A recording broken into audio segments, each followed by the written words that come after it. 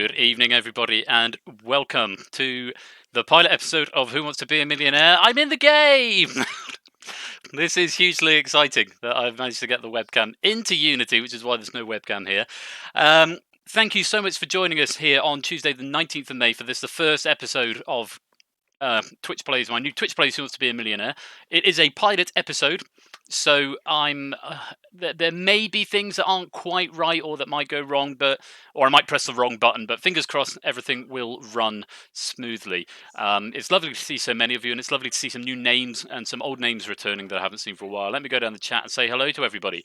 Egg Fried Cheese, good evening. Keshi Head, Danny Boy, Walex, Kazvez, Car the Seventh, Elias the Panda, Dr. Mummy, Nightbot, nice to see Nightbot's come and grace us with her presence tonight. Cetra, hello, good evening to you. Drahuska, Danny, and thank you for the host as well, Cetra. Connor, thank you for that host. Keshi Head, good evening to you. Toshi, thank you for the host, good evening to you. Midi Plays, welcome to the channel, and welcome to the stream. Thank you for joining us, lovely to have you here. I don't know if I missed anyone out. Looks like we're repeating people. Score count, good evening. Lupine, good evening to you.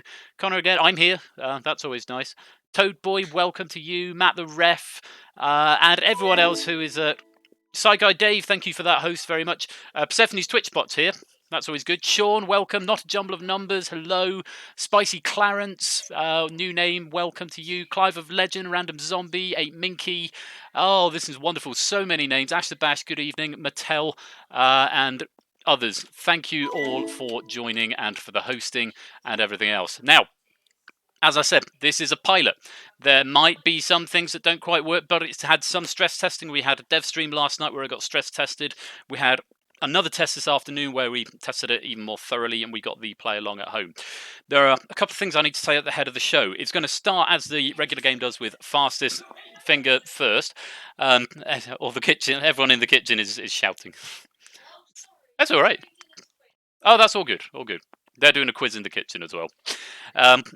So yeah, we're going to start with fastest finger first. Now, you need to be in the fastest finger lobby if you want to do the play along at home.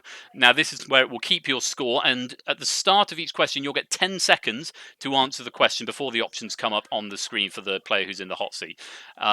If you want to walk away, you leave it blank and you automatically walk away. Otherwise, it's A, B, C, or D, and on that, and on the fastest finger, you must whisper to the chat. If you type it in public chat, A, it won't count, and B, you risk getting temporarily timed out, because obviously we want to avoid spoilers in the chat if we possibly can. So to join the lobby, when the lobby code comes up, you can type that as regular into the lobby. But for the actual play along at home and for fastest finger, you must type to Persephone's Twitch bot, who is around. She will also be reading the questions. When the question is read, the question is live and her word is final as to the order in which things come through. There will be an Ask the Audience poll. You don't need to be playing along at home to do Ask the Audience. So if you just want to watch, you have no intention of joining the game. I've only got 32 spaces in the lobby, so it might get a bit full up. So if you know you've got no intention of coming into the hot seat and you don't particularly want to play along, you just want to play for fun, then you can still be a part of the audience poll when the audience is asked. The other thing is that you do need voice chat. It has to be you and me in voice in the Discord server, which if you are not a member of, you can go and join right there, and you'll have to come and talk to me in voice. There's no Twitch integration for the hot seat player, only for the people playing along at home. So if you haven't got a microphone, you won't be able to join the hot seat. There is also something as for the person's stack that we're using, because these have been custom written stacks by members of the community. The person whose stack we are using tonight will be allowed to join the lobby and play along at home, but they won't. Their fastest finger won't count. So I'll tell you who that person is shortly, and it will tell you when you try and join the lobby. It will send you a little message saying, thank you for joining the lobby, but we're using your question stack, or you've been in the hot seat already. So they're the key things. You need a microphone and no spoilers in the chat, and whisper to Persephone's Twitch bot for fastest finger and if you're playing along at home. Thank you for that, host Tipster, and welcome to the game. Hope you're having fun. 46 viewers. I am a little bit scared because it's a new build. This is one of the biggest audiences I think I've ever had. So I don't know if that tweet found its mark earlier on, which is very reassuring. But if you brought friends from other servers, I'm very grateful to you. It's lovely to have you here. Right, first things first, we need a lobby. So if you would like to come and play Who Wants to Be a Millionaire tonight, you need to type in the lobby code, which that is not the lobby code, that just says lobby code. But if you type in the lobby code, UVPB, whoa, explosion of sound. Now, if you know you've got no intention of playing or no intention of having a microphone, then please make sure that you then don't take up a space. But of course, this is for playing at home. There are currently only 32 spaces available in the lobby. If you type the code again, you will be taken out. Dylan, could you just calm down slightly, please? Right. That's an encouraging start. 1, 2. I should have done them as numbers because I can't work it out. 18 is R. I know that. 18, 19, 20. 1, 2, 3, 4, 5. So 25 of you in the lobby so far, ready to play fastest finger, which will happen in just a minute. I'll give you about 3 minutes, and then I will lock the lobby. After which, no more players will be able to come in, and we can enjoy the sound effects, and hopefully we'll enjoy the light show later on. After Z, well, you have to get 2 more players to find out what happens after Z, Tipster. The window doesn't fit in the box. Ah, good point. Let me adjust that right away. How do I adjust that size of the screen in Unity? That's a good question. Maybe if I put the project over there, will that work? If I do something like that. There we go, and then that will presumably... Oh, no, it won't. That's not ideal, is it? How do I change that size of the screen? Is it on? It fits in on the other side. I can't adjust that side of the screen. What about if I put scene over there? Does that shrink down? No.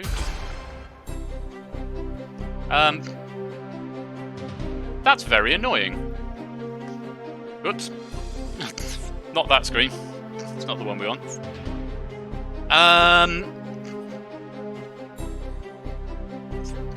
Only thing I can think of is if I pop the game window out, and then I can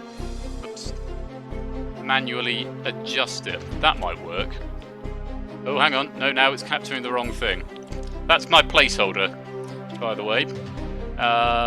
Give me a second. This is what I meant by things might go wrong.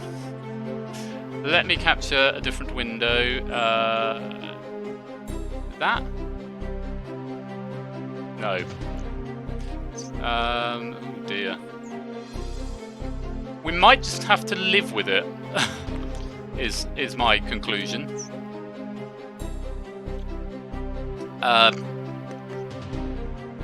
Yeah. We can still see the important bits, but I would try and...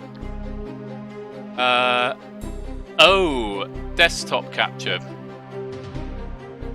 Hold shift and resize the OBS capture. Thank you for all the useful suggestions. We should get it right. I should take a little bit of time to make sure this gets right. Let me unlock that. Millionaire game is what we want to adjust. Hold shift. Aha! That's better. If I go Control S, that's it, Control S, and now I can manually resize this to fit any portion. Sorry, I'm just having a panic because there's lots of people. I normally know how to do that. That's better, isn't it? Huzzah! Indeed. Right, that's 2 loops of the track. I think that's enough time. So we've got 26 of you going to play fastest finger first. I'm going to have to read out 26 names in 30 seconds. Let's see what happens. Let's lock the lobby. And we say good evening to Toshi Desu, Connor M27, Clive of Legend, Keshi Head, Danny Boy 164, Carver 7th, Acid Key Z, Toadboy 123, Sincerely J, Tipster, Matt the Ref, Ash the Bash, Lingo Maniac 88, Brig Bother, Sean 3012, Scorecout, Cetra 4271, Random Zombie 78, Egg Fried Cheese, Dr. Mummy RU, Jack Wilfred, 8 Minky, Side Guy Dave, Cola, Warlix, and Backwards Ass. Whew, got through them all. Congratulations on joining the lobby. Welcome to the game. We hope you're ready to play Who Wants to Be a Millionaire. Now, you guys can play along at home. Remember, you're going to need to type to the bot for this bit. First thing is fastest finger first. You need to type as a full answer, A, B, C, D, all as one string. Do not send your answers separately, otherwise it'll be marked as wrong. And send it to Persephone's Twitch bot, otherwise it won't count. Here comes the first question.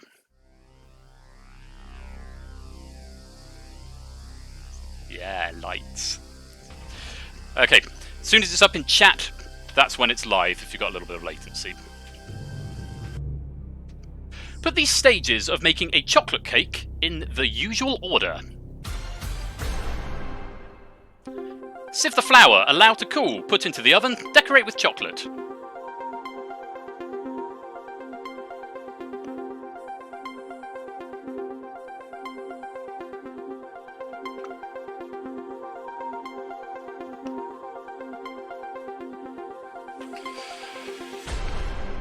Okay, well, so first of all, we're going to find out what the correct order was. So making a chocolate cake, what you'd normally do, first of all, it's A, you'd sieve the flour, then you'd put it into the oven, or maybe not, you'd do some other things first. After the oven, you would allow it to cool, and then finally, you would decorate it with chocolate. That's the correct order. Let's find out how many of our 26 got it right, and who got it right in the fastest time. All of these were right. Not everybody. Oh, that's taken a little bit too long to compile. Quite a few. Who was fastest? Toadboy123 in 5.9 seconds. Well done, Toadboy. You are going to be the first to play for £1 million. Everyone else who is in the lobby, that will keep track of where you are in the game. You have 10 seconds at the start of the question to get your answer to the bot. Green means you were correct. Flashing green means you walked away. Flashing orange means you've just gone out. Black means you are out from previously. So keep an eye on that. We will look at that in between. In the meanwhile, Toadboy, if you'd like to pop yourself down to the chat room, that would be great. You're the first to play Who Wants to Be a Millionaire, and I will undeafen myself and share that screen with you. Just give me a second. We've got a window projector open there so you can see everything in real time, all being well. Good evening, Toadboy. How are you? Wonderful. Well, look, it's lovely to have you here. And Toadboy has actually written a question stack for Who Wants to Be a Millionaire. So it's not the one that we're going to put. Actually, I'm going to check now. No, it's not the one we're playing. We're actually playing Samster's question stack tonight. Samster was the first one to get one in.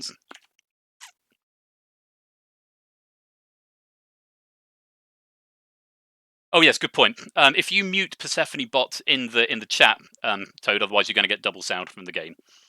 But she's there for reasons. Oh, and of course, they can't hear you. Thank you. I need to switch you on in Discord. Now, hopefully, everyone can hear you. So let's try that again. Good evening, Toadboy. Hi, hello. Good evening and welcome. I do that. It's not a Royal Flush stream unless I've done something like that. So yeah, they missed my entire essay about Commonwealth and the man. Absolutely. Yeah. Now, we have some formalities we need to do at the start, Toadboy. You need to nominate 3 people who could come into the chat room at some point for when you use your phone a friend option. You don't have to use the phone a friend if you don't want to, but you can only choose from one of 3 people. So if you'd like to nominate your 3 phone a friend options that you will bring into the chat to chat with, ideally it would be someone with a microphone. I call my actual friends. You're going to call your actual friends? Yes, and I will hang up at the 30-second mark. That is very good of you. Thank you for playing good sportsman. That's absolutely fine with me. Oh my god. It's actually going to be a thing. If they don't pick up, then my 3 picks would probably be Jack Wilfred, Ash, and Egg. Jack Wilfred, Ash, and Egg. Okie dokie. You trust in me? Yeah, I know. Big shocker, right? Egg is floor managing, which is the voice you can hear, but he's going to keep muted unless there's an emergency, aren't you, Egg? Or your phone. There we go, he's muted now. Okay, so, you know the rules of the game. No Googling, no looking at your phone, no checking anything. It's just you, me, and the computer. But of course, if you do get stuck, there are some lifelines that you can draw on, which hopefully you're going to pop up now. There we go. So, 15 questions, £1 million. You have got 4 lifelines that you can choose. You can 50-50, which will remove 2 options for you. You can phone a friend, as we've already discussed. You can ask the Twitch audience, or if you're so inclined, you can ask the host, i.e. me, what I think. Toad, are you ready to play for £1 million? I am definitely not ready to play. Let's do it. Okay, let's play Who Wants to Be a Millionaire?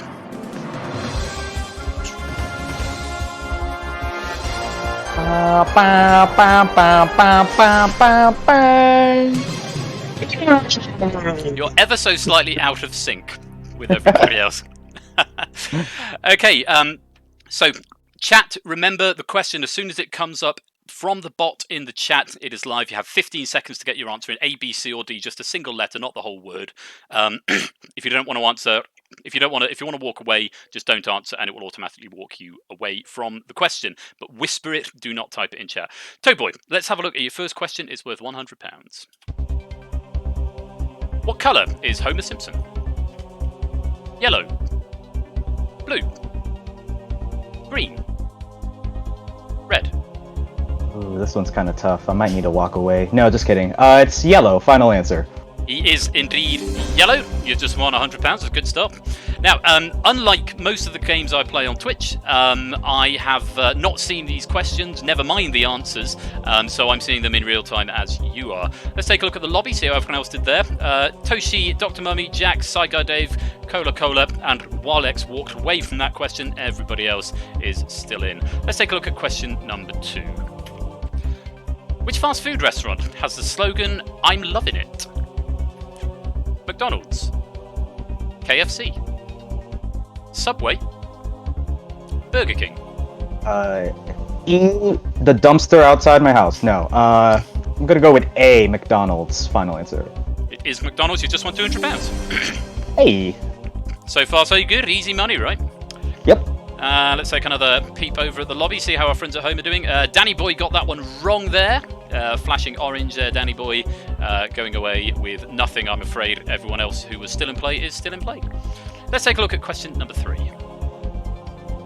Which of the following is a square number? 4, 3, 6, 5. Oh no. Math was not a strong suit for me. Lifelines if you want to use them. Jesus Christ. 4. Final answer. Say again one more time, confirm for me. 4. 4. Final answer? Oh, don't do that to me.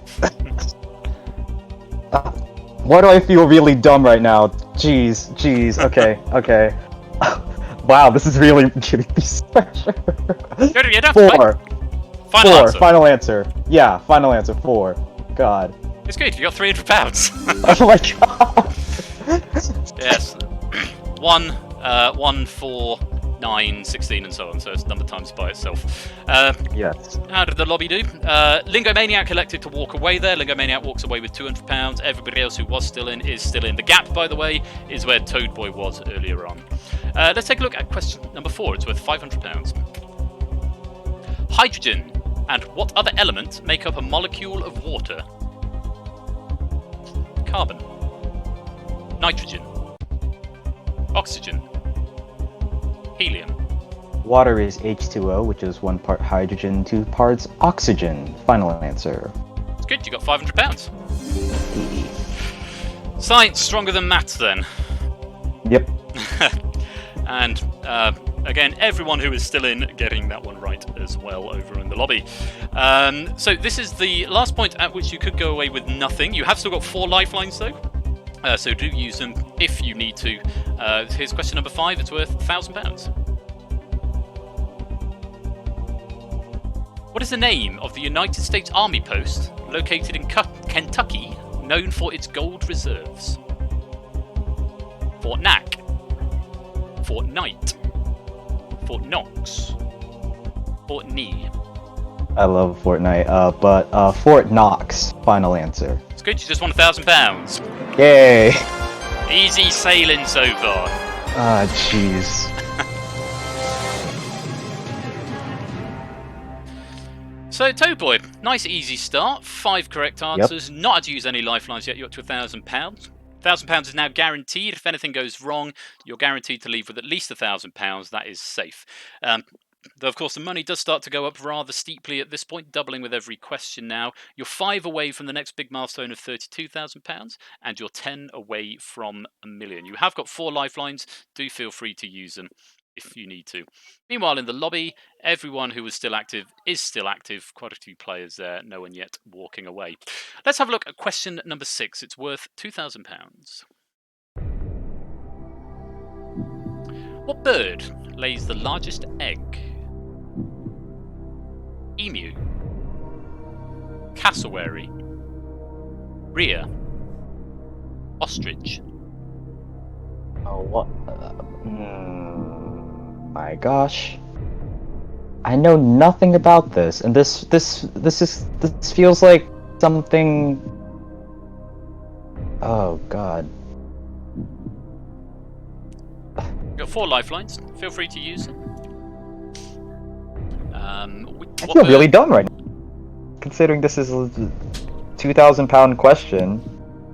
Well, they get harder as they go. They do get harder, so yeah. It's up to you what you want to do. Take your time. Take as long as you need. What bird lays the largest egg? Emu, cassowary, rhea, ostrich. I've never heard of cassowary or ray before. I'm kind of torn between emu and ostrich right now. Jeez, which bird lays the largest? Do emus even lay eggs? Do all of these even lay eggs? Do I lay eggs? That's what I want to know. Well, unless you use that particular lifeline called Ask the Host, I'm not really in a position to help you out at the moment. Oh, jeez. Okay. Do you want to use lifeline? I want to save some of my lifeline. I want to save my phone a friend and you for later, considering some other questions might come up that I, as an American, would not get. Okay. But I feel really dumb right now. This is like the square number thing all over again. Shoot. My best bet here would probably be a 50-50.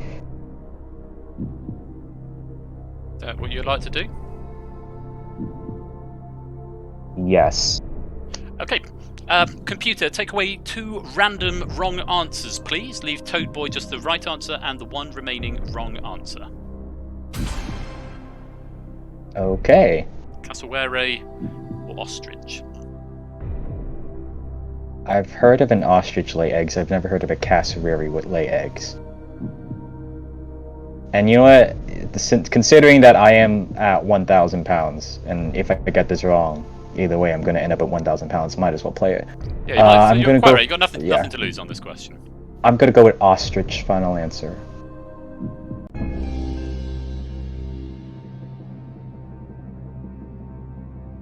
You just won £2,000. Oh, thank God. Yes, ostrich famously laying the large eggs, but as we say, they're only easy if you know the answer. How did our chat get on with that? Our playing along at home. Egg fried cheese got that one wrong and goes away with £1,000. Backed under pressure. And Sincerely JN, score count elected to walk away with the £1,000 there. Electing just not to answer the question, everyone else getting that one right. Okay, so you've used a lifeline, you've used your 50-50, but you've still got 3 left. You can phone a friend, ask the audience, or you can ask me. Let's have a look at question number 7. It's worth £4,000. Take a look. What was the last day of the 20th century? 31st of December 2000, 1st of January 1999, 1st of January 2000, 31st of December 1999. Wow. None of these dates are in America format. Therefore, I have no clue. No. Okay, let's talk this out, right? So, 20th century. Fox. Completely irrelevant. But 20th century. That is a time period consisting of... Because right now we're in the 21st century, right? And that's... A century is 100 years. Or is it... Hold on a second. We're in the 21st century. Which means from 2000 to 2100. So therefore the last day of the 20th century had to be 31st of December. Because if I were to put these in order, it'd be 31st of December. This isn't a Fast and Furious first question, but if we were to put these in order, it'd be 31st of December, and then 31st of December, then it'd go to January 1st, 2000. And it can't be January 1999 because that would be the first of that year. And December 31st, December 2000 would be the last day of the first year in the 21st century. I just said the word century like 6 different times there. There's a word for that when you say a word so much it starts to lose all Semantic meaning. satiation. That's yeah, the one, semantic satiation. that's the one. On the tip of I my wish tongue. that was an answer. Why isn't that a question? Someone write that. Wow, this really sucks because I took my meds this morning, but I still am not processing this. Full disclosure, I did play with Ben this morning, but I woke up to them testing it, and I forgot to take my meds then. I took them afterwards, but like I don't think it's kicking in yet, so I'm gonna screw it. You're only here once. I'm pretty sure it's D, 31st December 1999. Do you want to play? Yes, that's my final answer, D.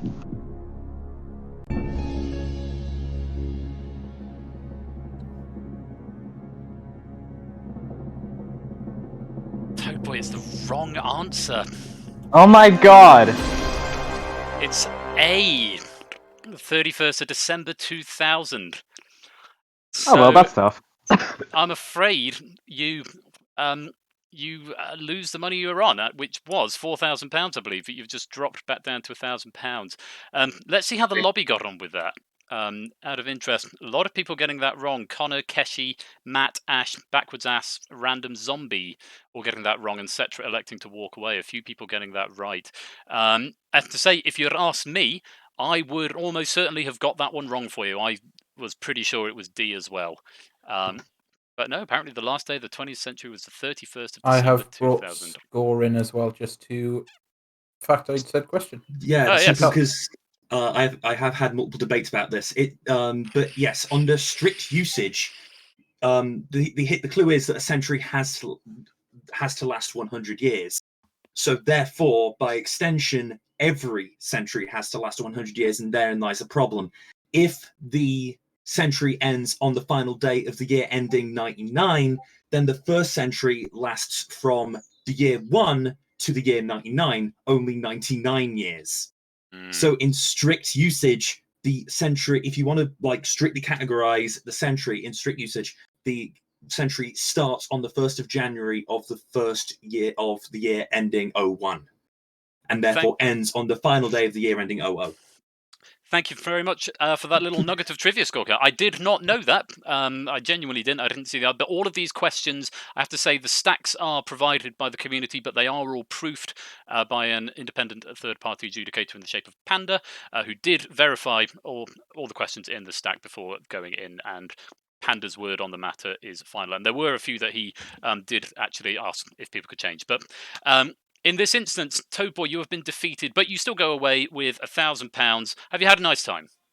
Yes, and I will be checking my Venmo for it very shortly, Ben. Fantastic. Okay, we're going to go for a very short break just while I reset the game, and then we will be back in for another round of Who Wants to Be a Millionaire. For now, Toadboy, £1,000.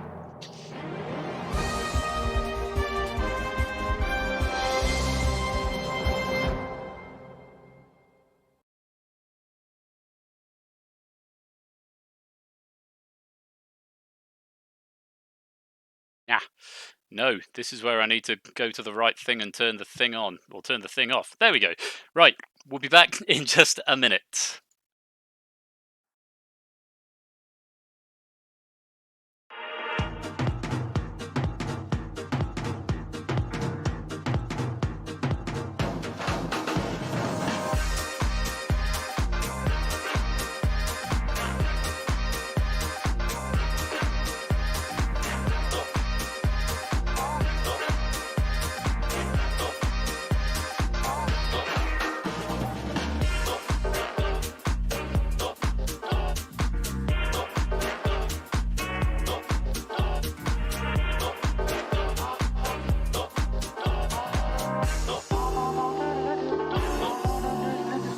Wochenend und Sonnenschein und dann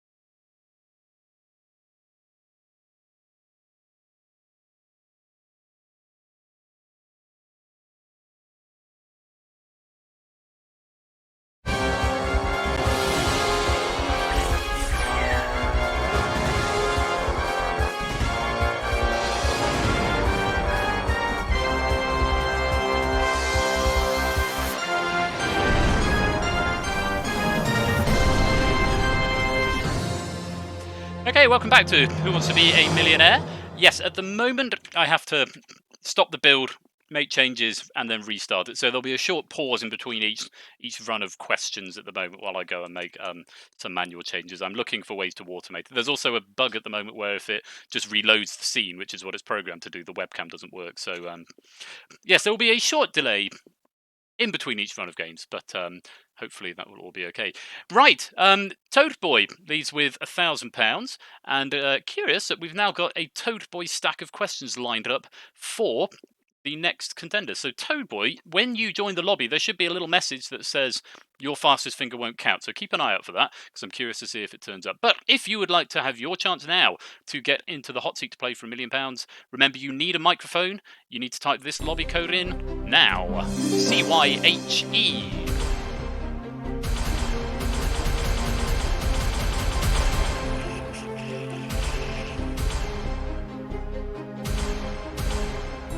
Just casually. Toad Boy, did you get... You've been noticed. Excellent. That's what I was looking out for. You've had your turn of the... Yes. Excellent. Love it when a plan comes together. And someone leaving there, that's fine. I'll give you another minute to join the lobby. If you would like to play along at home or have your chance in the hot seat, remember you need a microphone. Samster, welcome to the game. Your question stack has just seen off Toad Boy. So if you want to redo your stack, it went as far as question number 7. The one about what was the last day of the... Oh, excuse me. The last day of the 20th century was the question it went up to. So you need to replace all questions up to there if you would like to resubmit your stack. And you can recycle the top half of it.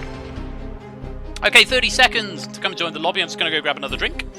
And by the time I'm back, we will continue.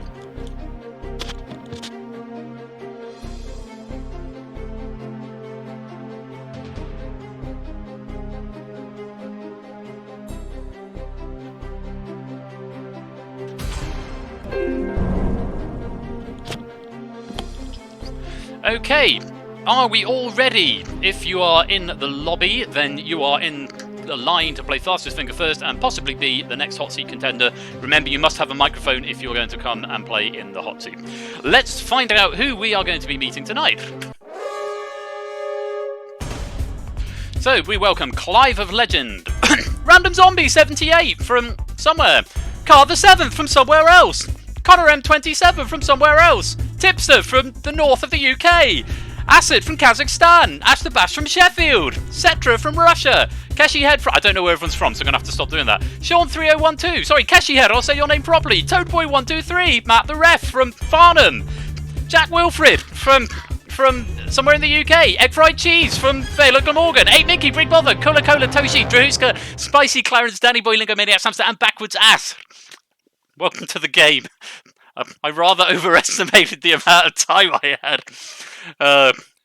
Not even nearly close to High Clive Legend. Nowhere near. Oh well, I'll try again next time. Okay, again we're going to do fastest finger first. Remember, whisper it to the bot. Very loud motorbike just went past outside. Right, remember, whisper to the bot. And it's a full string of 4 letters. Do not type it in public chat because it won't be counted. Eyes down. As soon as it is live in the chat, the question is either 4 letters, put them into the right order.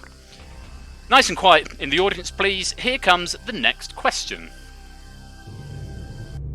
Put these adjectives in the order they first occur in the British national anthem. Happy, noble, victorious, gracious.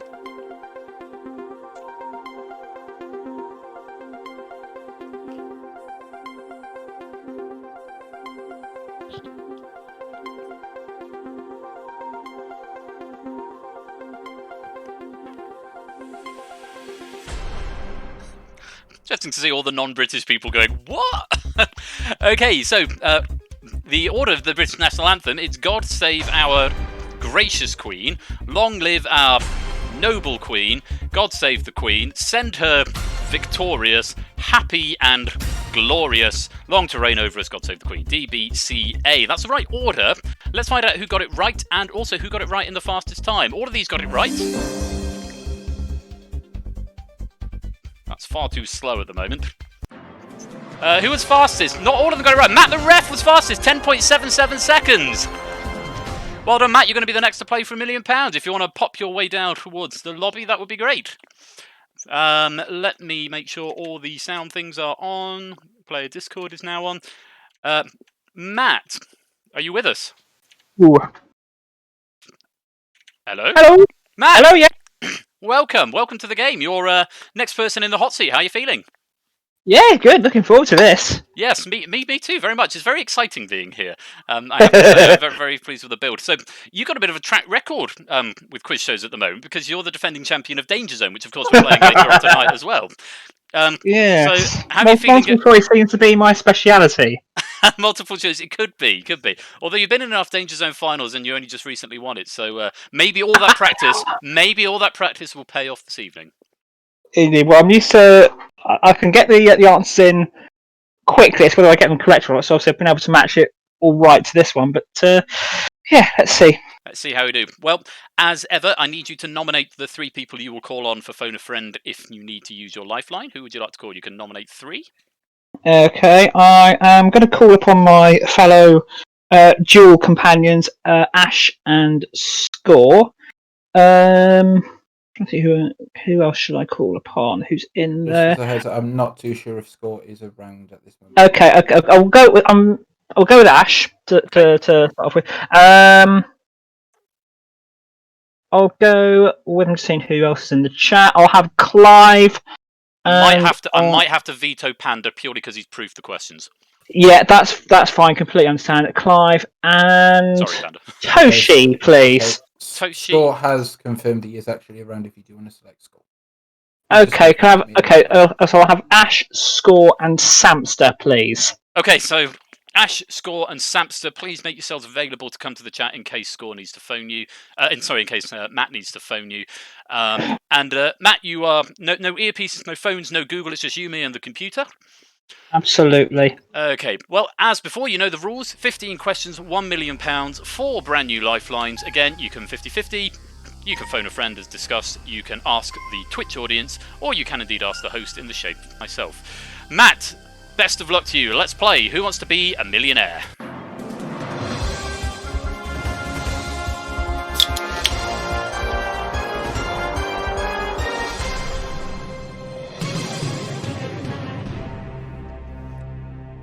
Okay, with Toadboy having been defeated by Samster's stack, you are now going to be facing off Toadboy's stack. So let's see how you do. Audience, remember, if you're playing along at home, whispering either A, B, C, or D to Persephone's Twitch bot. As soon as the question is in the chat, it's live. You'll have 15 seconds. Here we go, Matt. Here's question number 1. It's worth £100. In the Walt Disney film of the same name, what type of creature is Bambi? Mouse. Deer. Cat. Elephant.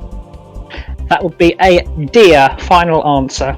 It would indeed be a deer, or B deer. Final answer. You're the right answer. You got £100. It's very scary to say a deer. Now my finger's hovering over A. That's good. Let's see how the lobby got on. Drahuska giving a wrong answer there, and Samster and Toadboy electing to walk away early on, not getting an answer in time. Everybody else still alive. Let's have a look at question number 2. Which sign of the zodiac has a stinger at the end of its tail? Cancer. Sagittarius. Scorpio. Aries. Scorpio. Final answer. I believe it was a Scorpio. The Scorpion. That would make sense. £200. I'm just remembering the whoever it was that played Scorpio from Gladiators, and I just remember the symbol that was on her. Yes. She was indeed a scorpion sort of symbol. Asset getting that one wrong there. Toshi electing to walk away with £100. Everybody else is still in play. Have a look at question number 3. What is the sum of the interior angles of a triangle? 360 degrees. 180 degrees. 3 degrees. 90 degrees. 80 degrees. Final answer. 180 degrees is the right answer. You've got £300. Easy peasy so far. Let's have a look how the lobby got on with that. Danny Boy giving a wrong answer there and eliminated with nothing. Everybody else still surviving. Take a look at question number 4. It's worth £500. What does the Latin word circa mean when written before a year? Until. Born in. After. Around.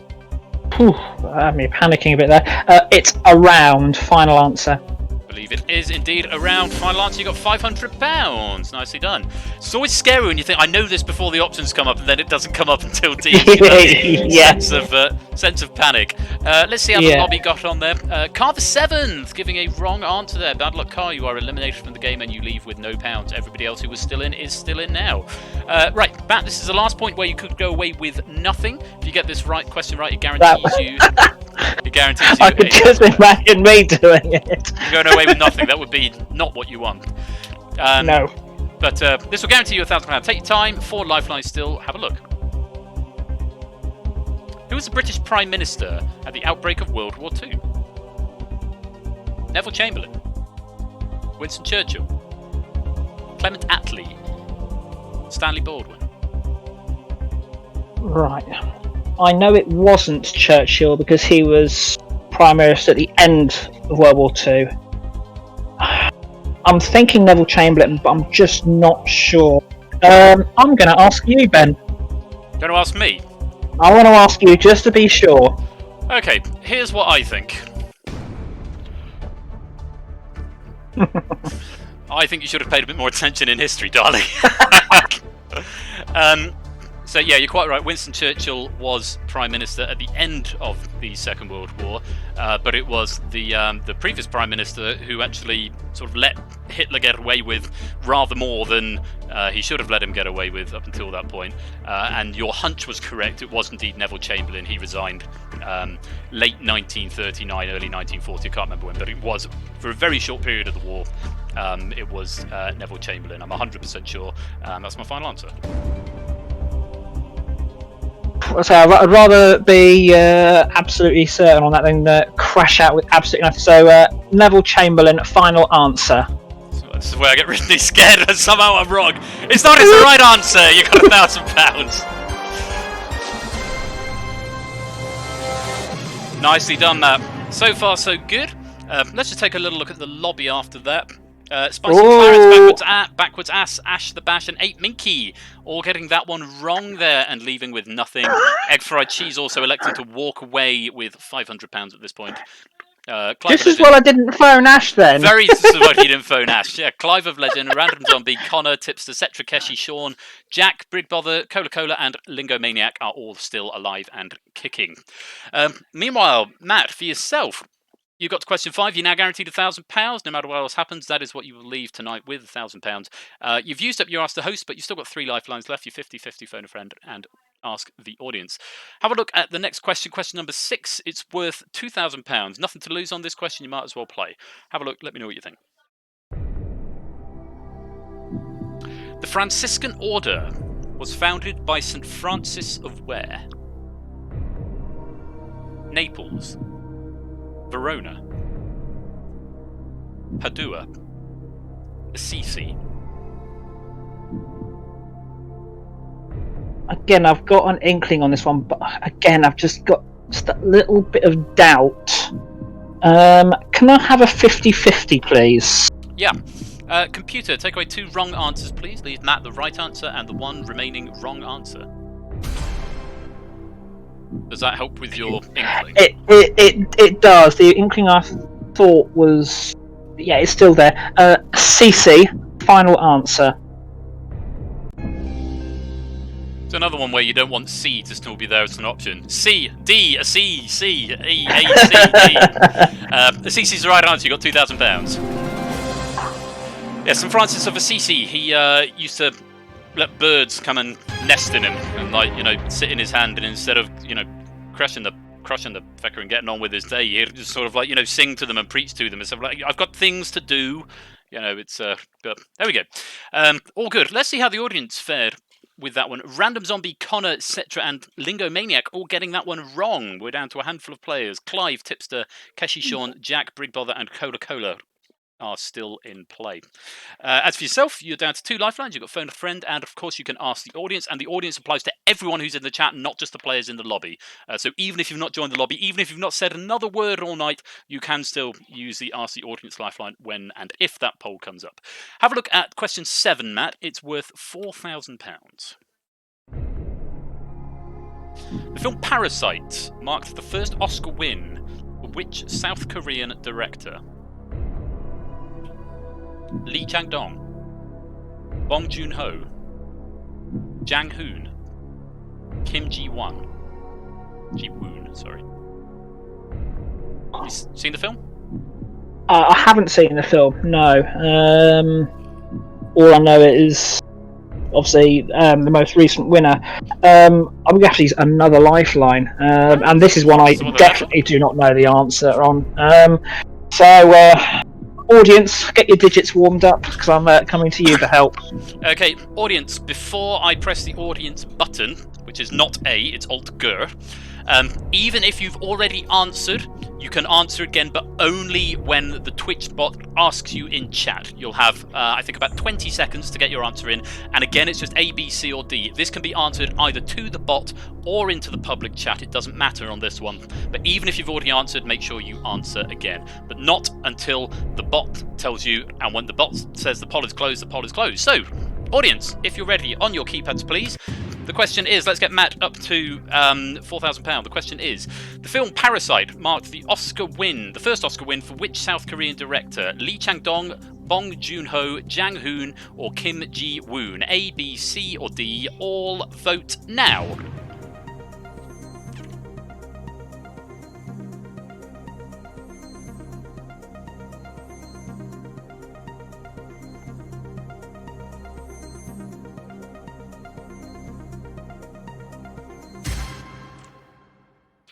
Okay. That's to see my logic's working. Does it add up to 100% this time?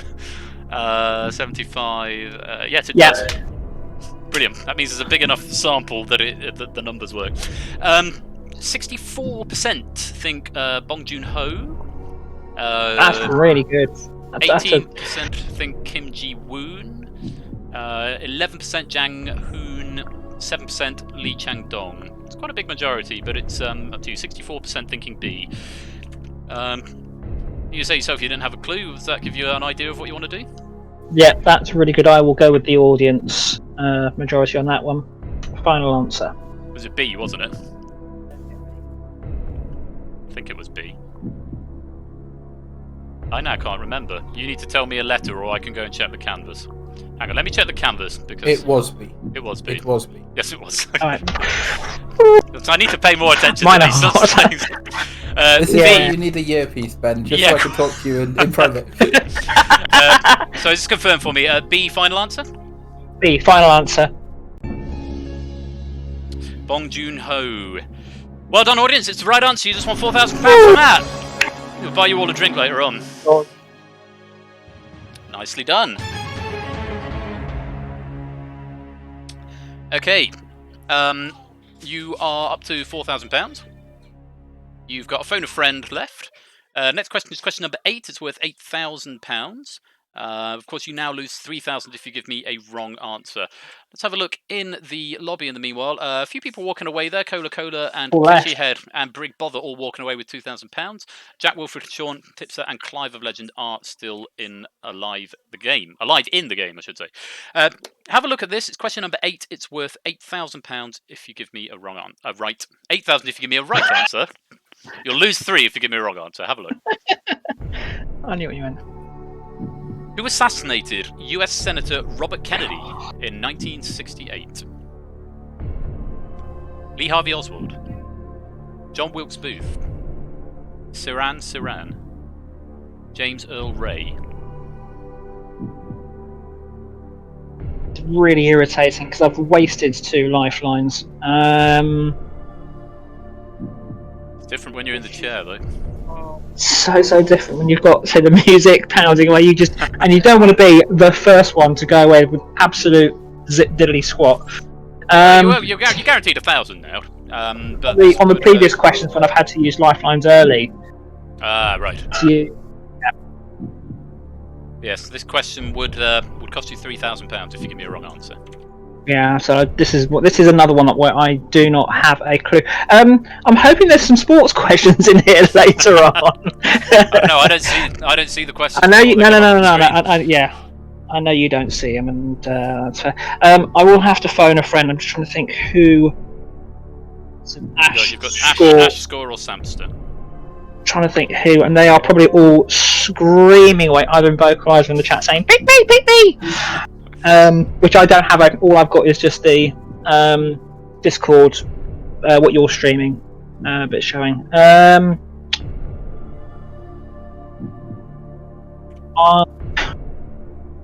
Beeping at me. I'm not going to open it up. I am going to the bash. Going to ring the bash. Ring the bash. Okay, if we could bring the bash in, I am going to insist that you. I'm sure, Ash, if you could make yourself available. In fact, you could probably just come into the stream yourself, actually, because you've got mod privileges. So, I'm going to. We'll get Ash up on the line. Ash, can you hear me? Hello. Hello, it's Royal Flush from Who Wants to Be a Millionaire. Good evening. Hello there, Ben. Hello there. I've got Matt the ref here. He's doing quite well. He's got up to 4,000. He's got £4,000, but he needs your help to get up to 8,000. The next voice you'll hear will be Matt, who will read you the question, and I must insist he reads the question, even though you already know what it is. But drama. He'll read the question. There'll be 4 possible answers, and Matt will have 30 seconds to read you the question and those answers, and then hopefully get some feedback from you after that. All right? Okay. Fantastic. Right, Matt. Lots of luck. Your time starts now. Ash, who assassinated U.S. Senator Robert Kennedy in 1968? Was it Lee Harvey Oswald, John Wilkes Booth, Sirhan, or James Earl Ray? I think it's Sirhan. How sure? JFK is Lee Harvey Oswald. It's definitely not John Wilkes Booth. I don't believe it's James Earl Ray. I think it's Sirhan because Darren Brown did a special on doing like programming of a person to assassinate. Okay. We've lost Ash there. Interesting. We got between the three of us. We got 3 different pronunciations of C. Ash seems to think it's C.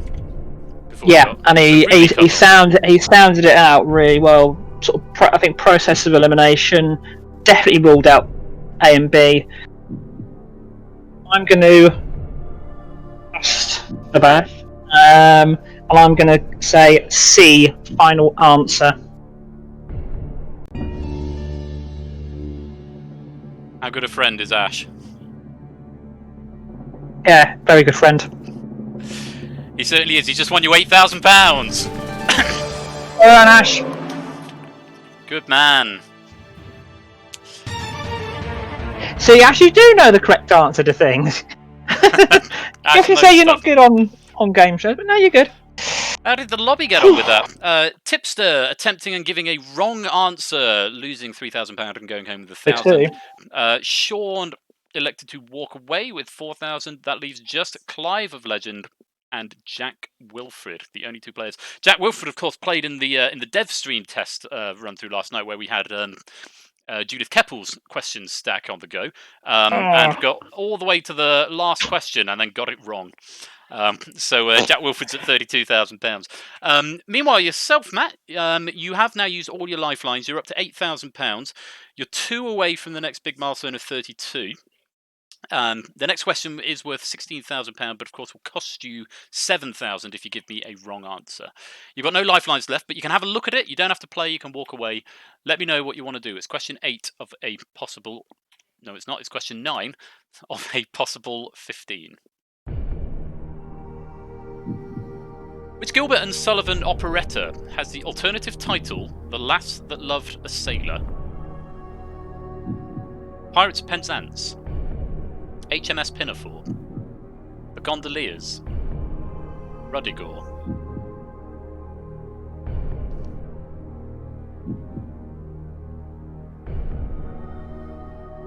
I'm trying to think whether to take a gamble or not. What are you thinking? For absolutely no reason whatsoever, I'm thinking it's Pinafore. Are you a GNS fan? No. I have never seen or heard any of these operettas. See, I'm sat here silently screaming the answer in my head because See, if I hadn't used it on my £1,000 question, then It'd be the one. absolutely, it would be the one. I was musical director of the Gilbert and Sullivan Society until about 2 years ago. Oh. Which Gilbert and Sullivan operetta? Take your time. Which Gilbert and Sullivan operetta has the alternative title "The Lass That Loved a Sailor"? Pirates of Penzance, HMS Pinafore, The Gondoliers, Ruddigore. Right. So get this wrong. I'm going home with the same as Toad Boy. Correct. I get it right. I'm up to 16. In with a 1 in 4 shot of going home with a guaranteed 32. So HMS Pinafore. Final answer. Why that one more than any of the others? Just seeing something on TV about. I think it might have been from The Simpsons. I think about HMS Pinafore. I thought it might be something to do with that. It certainly was from The Simpsons. You've just won £16,000. Oh! Yes, HMS Pinafore is what Sideshow Bob sings to asked Sideshow Bob to sing the entire score of. I actually conducted that show about 4 years ago, and there was a local composer who wrote a prologue, because it's largely for men's chorus. He wrote a prologue which is exclusively for women's chorus, so the ladies in the society had something to do. And the title of this prologue was "The Lass Who Loved the Sailor," and that is the subtitle of HMS Pinafore. Well done, well reasoned out. You're up to £16,000. Well played. So at that point, Jack taking a punt and getting it wrong, and Clive of Legend electing to walk away. So the audience are all out at this point. Oh boy! You're the last man standing, Matt. But you've got no lifelines left. You're one question away from £32,000. You didn't need your lifeline for the last one. You managed to get there. The next one would guarantee you £32,000. It would also cost you 15 if you give me a wrong answer. You don't have to play, but have a look at it. Let me know what you want to do. It's question number 10 of a possible 15. Which vowel in Morse code is represented by a single dot? A, O, E, I. I would also encourage you to be very, very clear when you give me the answer. Although conveniently, A is A. Yeah. In case you give me that one. I used to do what they did on, I think it was Australian Millionaire, where they had, I think it was, which is the second letter of the alphabet, but they jumbled it all around. I think it was like a comedy skit or something, but yeah. I know it's definitely not dot, because I know it's not SOS. I know it's not O, because SOS is dot dot dot dash dash dash dot dot dot. So rule that one out completely. I can imagine that Vocalize are screaming their heads off at this one, and I can imagine Vocalize text chat are also being quite animated. I've got an inkling that it's E, and it's a bit of a stronger inkling than this question. So on that basis, I'm going to go for it. I'm going to go for C, E, final answer. You ever done any Morse code? Apart from SOS, no, not really. Something in the back of your brain told you it was E. I think it's something I've seen on one of the other questions on one of the other games that we've played on either on here or on Ash's stream. Well, you were right to trust that voice. You've just won £32,000. Nicely done, Matt the ref. £32,000 is now guaranteed. Very, very well played. I wouldn't have known that if you'd asked me. I know it from Catane. Something I found out the other day, though, is that Morse code shouldn't actually be called Morse code, because it was largely invented by his partner, who was called, I think, Vale. And as has been pointed out, a code is where you swap a word for a word, and a cipher is where you swap a letter for a letter, which is what Morse does. So Morse code should actually be called Veil's Veil cipher. cipher. I think it's Veil. Someone in the chat will be able to clarify. Yes, Veil. Thank you, backwards ass, for confirming that. Yeah, I heard that on QI. So we can look at the lobby, but there's not much to see there. The winner of the lobby players is Clive of Legend, who goes away with £8,000, followed by Sean, who leaves with 4,000. But Matt, you are sitting on a guaranteed £32,000. You've got no lifelines left, so no more chances to get help out here. But you might as well play the next question. You've got nothing to lose. 32 is guaranteed, so you might as well have a punt to see if you can get up to £64,000. Have a look at this. The game Mahjong, or Mahjong, takes its name from the Chinese word meaning what? Dragons, sparrows, ribbons, goldfish. I can't see it would be ribbons. Dragons is immediately jumping out at me because when I've played Mahjong or Mahjong, however you want to pronounce it, I know that the dragons on there can sometimes be special tiles. But now I'm thinking about it, I also think sparrows and goldfish are also found on some of the tiles. I've got nothing to lose. I'm going to go with what my instinct was because it served me well for the last couple of questions. I'm going to go dragons. Final answer.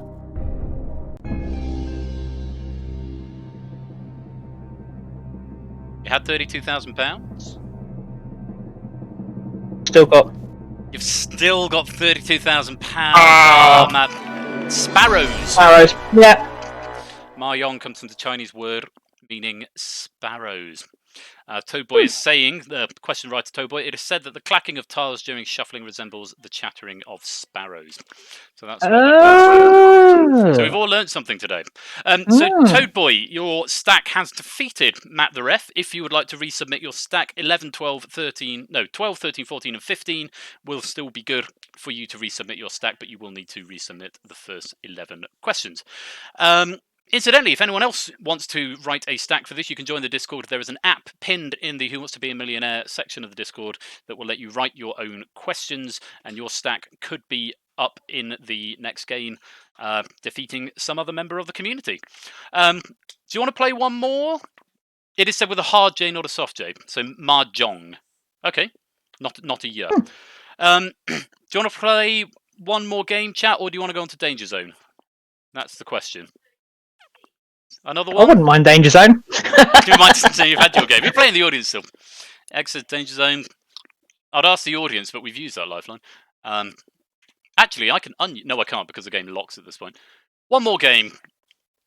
I think one more game and then we'll do Danger Zone. Yeah, I'm happy to do both. I just wanted to know if you wanted to play another game or not. I think one more game of Millionaire and then we'll play Danger Zone, which means we're going to have one of Mrs. Flush's stacks coming in here. Matt, obviously you won't be able to come into the game, but you're still very welcome to play along in the audience. But for now, a fabulous effort. Matt, it's been lovely having you here. Congratulations, £32,000. Well done. And I'll be back in just a few minutes once the game is reset.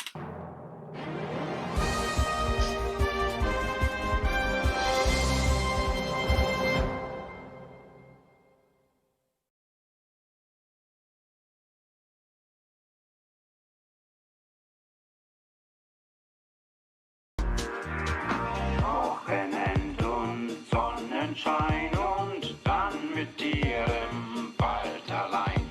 Weiter brauch ich nichts zum Glücklichsein. Koche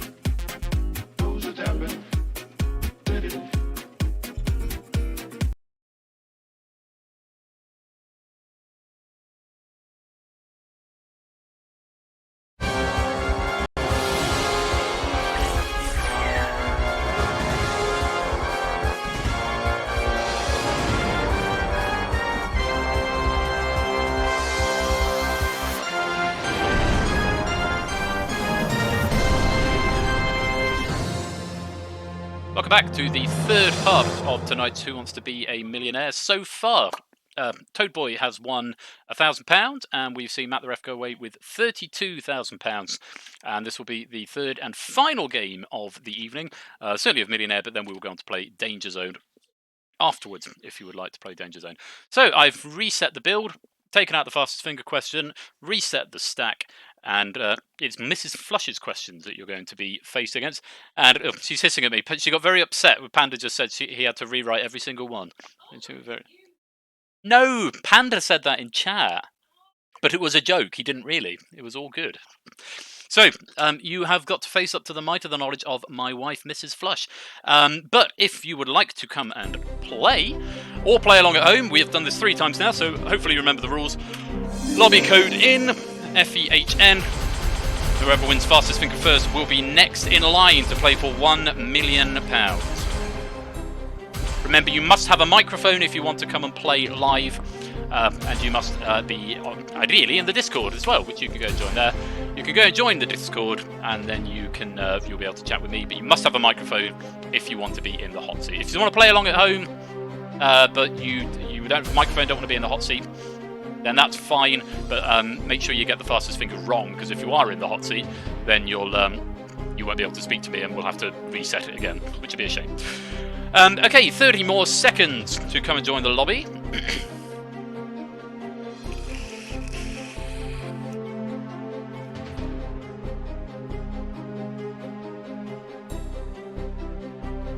Going to check a couple of things.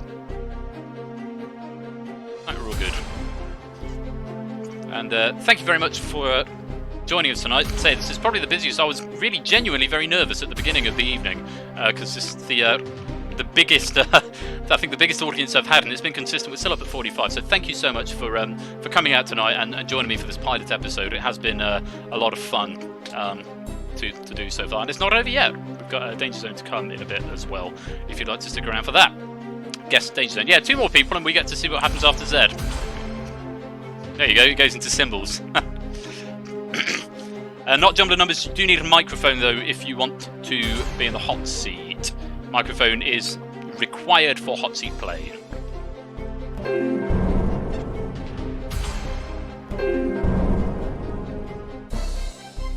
Okay, there is 1 round of the sing. Not jumble. Have you got a microphone then? You must have a microphone. There you go, Matt. Fastest finger won't count. That works. So if we get up to 32, then you can't get any more people in. Okay, right.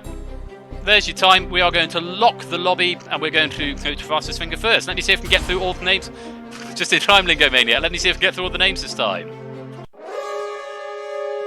Okay, we welcome Clive of Legend, Toshi Daradesu, Charlemagne, Jack Wilfred, Danny Boy, Connor27, Toadboy123, Keshi Head, Brig Bother, Tanzbar, Tipster, Drahuska, Ash the Bash, Backwards Ass, Cola Cola, Sean3012, Car the 7th, Spicy Clarence, 8 Minkies, Samster, Egg Fried Cheese, GM Rubik's, Awesome Quintuple 9, Anosep, Kazvez1, Scorecout, Matt the Ref, and Lingo Maniac 88. Welcome to the lobby. You are in line to play Who Wants to Be a Millionaire?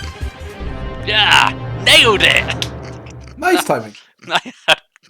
Nailed it. Right. Okay. Fingers on keypads to all my new friends who are in the lobby. Remember, you must submit A to Persephone's Twitch bot. Don't type in the public chat because otherwise it won't count. And B, you must type it all as 1 string in the correct order. Don't type A, then B, then C, then D. It won't count. You must just type 1 answer, A, B, C, D, for example, and then enter.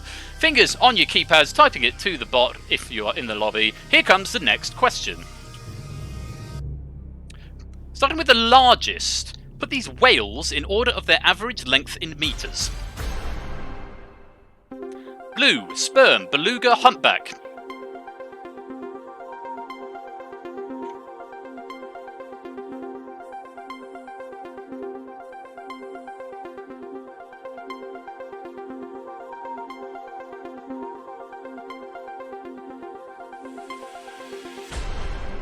I have it on very good authority that this is also one of Mrs. Flush's fastest finger questions, so It's her stack and it's her fastest finger, so that's come together quite nicely. First of all, starting with the largest whale is, of course, the blue whale, the largest land mammal.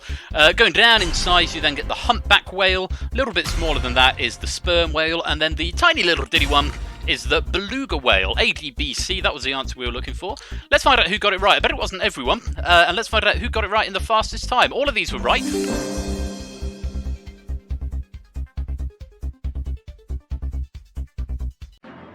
Car the 7th, the only player to get it right, and will therefore be the next player in the hot seat, getting it right in 8.33 seconds. Congratulations, Car the 7th. If you would like to pop your way down towards the room, and Egg will bring you into the private voice chat. Yes, only person to get it right. Only one person got your fastest finger right. Yep.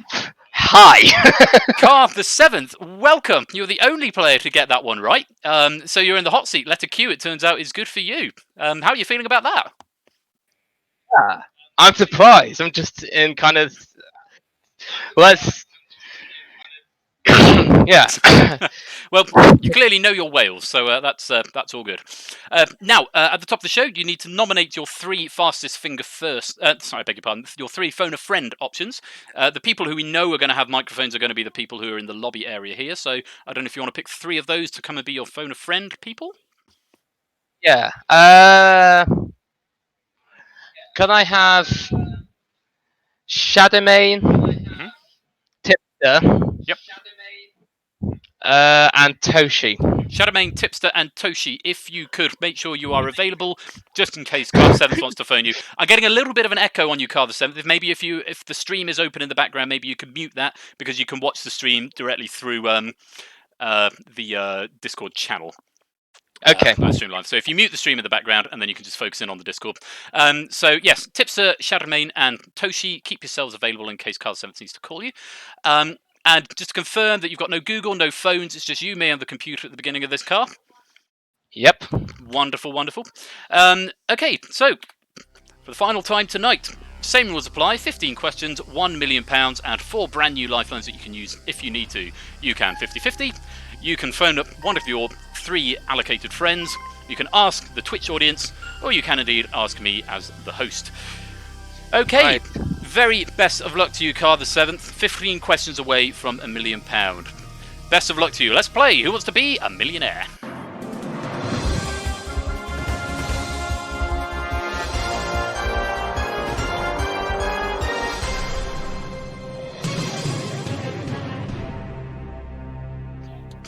Okay, remember, if you are playing along at home because you are in the lobby, the question will come up as soon as the question appears on my screen, which might be slightly ahead of it in the chat. You are whispering to the bot A, B, C, or D, and as soon as the bot says it's closed, then it's all over. You've got 50 seconds to answer. Excuse me. Okay, Carl, let's have a look at your first question. It's worth £100. Which of these is an expression used when someone is rendered speechless? Cat got your tongue. Dog got your lips. Guinea pig got your gums. Rabbit got your teeth. It's a cat got your tongue. Right answer, you got £100. Yeah. Starting as we mean to go on. Nice solid start there. Let's see how the lobby got on. Okay, so Spicy Clarence got that one wrong, and Samster, Egg, GM, Kaz, Score, and Tanzabar timed out on that one and leave with nothing. Everyone else is still alive. Let's have a look at question number 2, £200. The Labrador dog can come in black, yellow, and which other colour variety? Chocolate, liver, tan, ochre.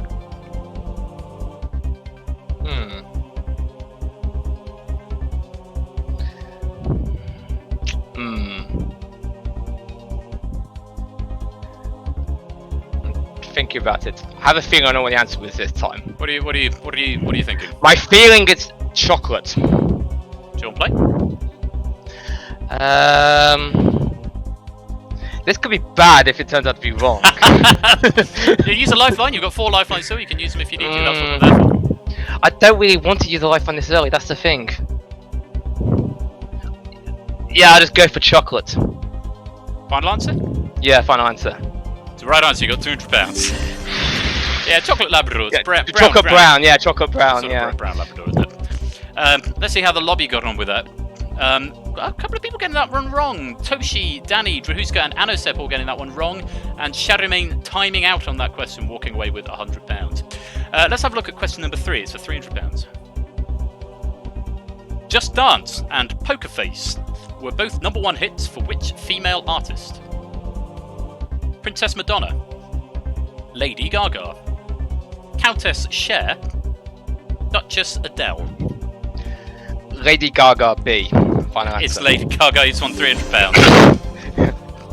See, B. not Countess Cher. Yeah. See how the lobby got on there. No surprises there. No drama in the lobby. Everybody getting that one right. Have a look at question number 4. It's worth £500. What do the 5 rings on the Olympic flag represent? Greek gods. Types of sport. Diversity. World continents.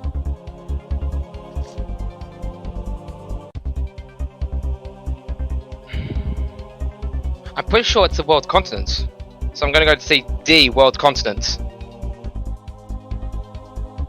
the right answer. You've got £500.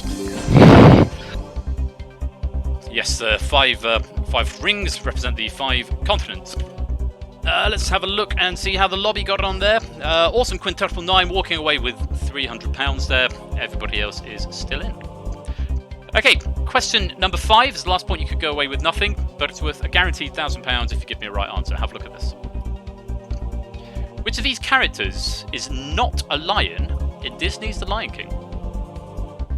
Shenzi, Simba, Nala, Mufasa. A Shenzi. Final answer. It's the right answer. You got £1,000.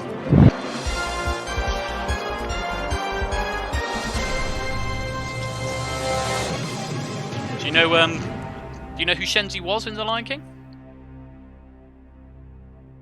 What's Shenzi a bird? But I'm thinking maybe Zarasu. No, Zazu was the bird, was the yeah. hornbill. Shenzi, she was one of the hyenas. Ah, yeah. Shenzi, Right. Banzai, and Ed. Let's see how the chat got on with that. Cola giving us a wrong answer there and leaving with nothing. Everybody else giving a correct answer. So Clive Jack, Connor Towboy, Keshi Bridbother, Tipster Ash, Backwards Ass, Sean, 8 Keep Matt the Ref, and Lingo Maniac all still alive. As for you, Car, you're up to £1,000. 5 questions, 5 correct answers. No lifelines had to be used yet. So standing in very good stead. The next question's worth £2,000. You might as well play. You've got nothing to lose. But you have got those 4 lifelines if you need to use them. Take a look. It's for £2,000. Which one of these is not one of the original James Bond books written by Ian Fleming? GoldenEye, Thunderball, Spy Who Loved Me, Casino Royale.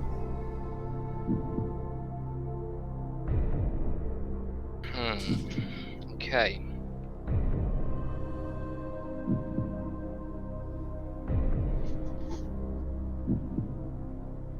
You watch a lot of Bond? I have seen Bond films, yes. I'm just thinking, going through it. Talk me through your thought process.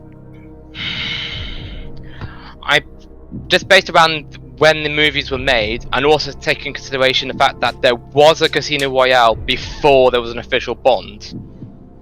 That, taking that into consideration, the oldest of the 4 is GoldenEye, and therefore I think that's the most likely candidate to be not an original James Bond book. You want to play? But I'm trying to. Or take time. Don't let me rush you. It's worth £2,000. You've got 4 lifelines if you want to use one to double check. Which one of these is not one of the original James Bond books written by Ian Fleming? GoldenEye, Thunderball, Spy Who Loved Me, Casino Royale.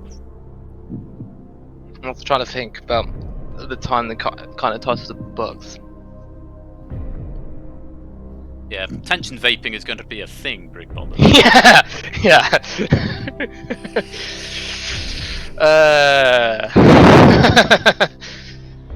Yeah.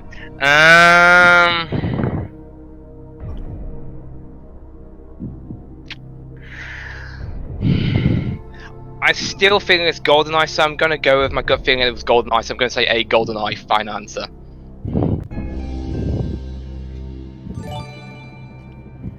Thank you for that follow. Prog me.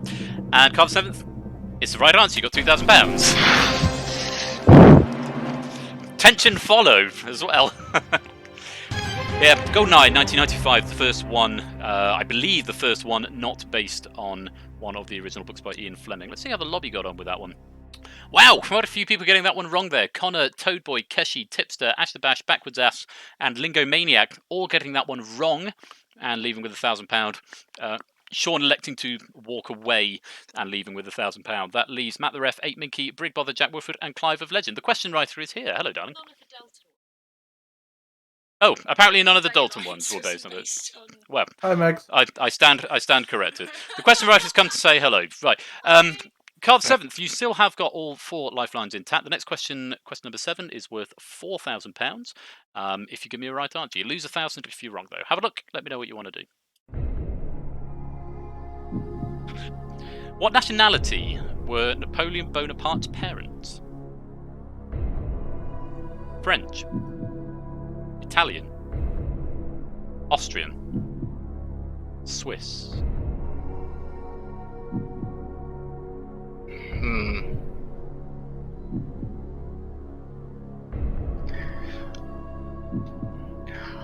What are you thinking? I have a strong suspicion that they're not actually French. Well, that eliminates 1 for you if you go down that train of thought. It leaves you with 3, Yeah. actually. I'm not thinking possibly using a lifeline. Okay. What do you want to do? I think I'm going to phone Tipster, please. Okay, let's see if we can get Tipster up on the line. You have to read him the question and the 4 possible answers before he can speak. Tipster, are you with us? Yes.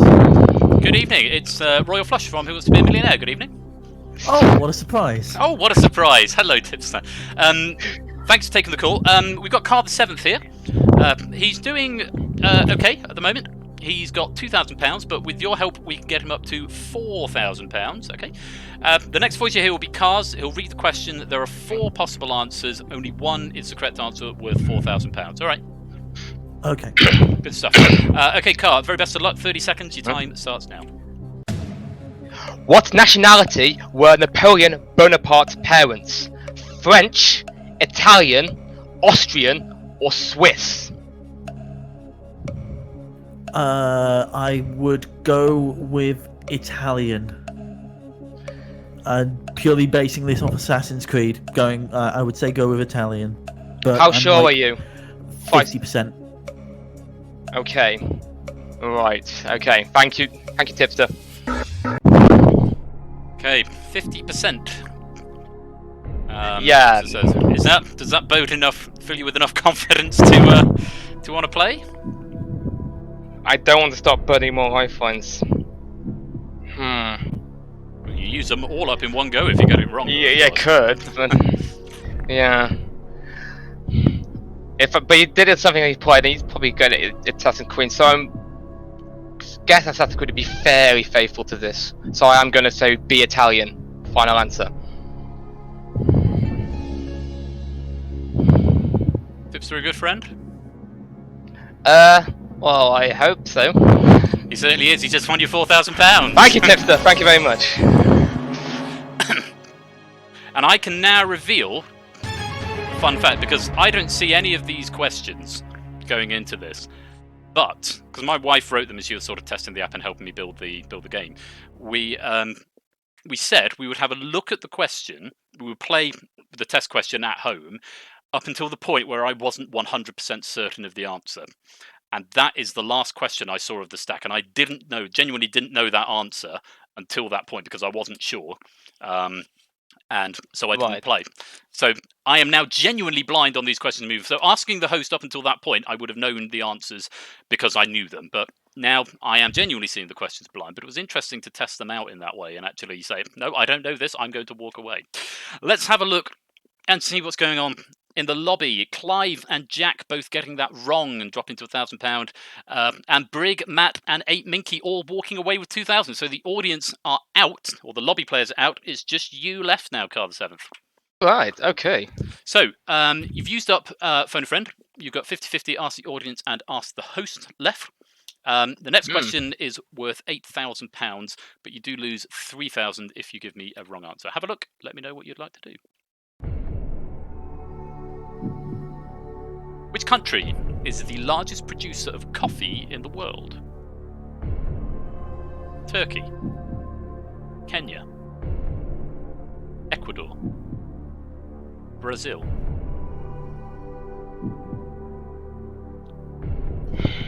Okay. I have a feeling I know what this one is. What's your?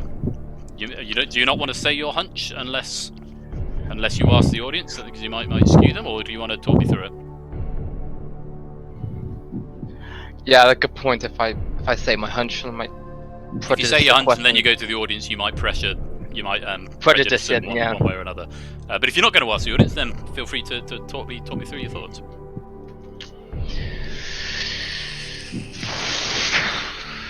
Okay.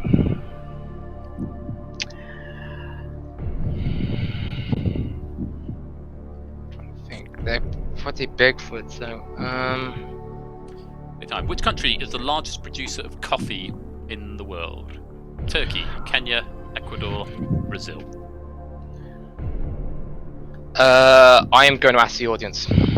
Okay. So a reminder, audience, if you are, even if you're not in the lobby or even if you're out, you can still answer this. You don't have to answer this one to the bot. The public chat or the bot is fine, but wait until the bot actually says to answer, and it's A, B, C, or D, not the full answer. So audience, on your keypads, if you would, let's get Car up to the next big milestone. Oh, certainly the next question. That's money up. The question is, which country is the largest producer of coffee in the world? A is Turkey, B is Kenya, C is Ecuador, D is Brazil. A, B, C, or D, all vote now.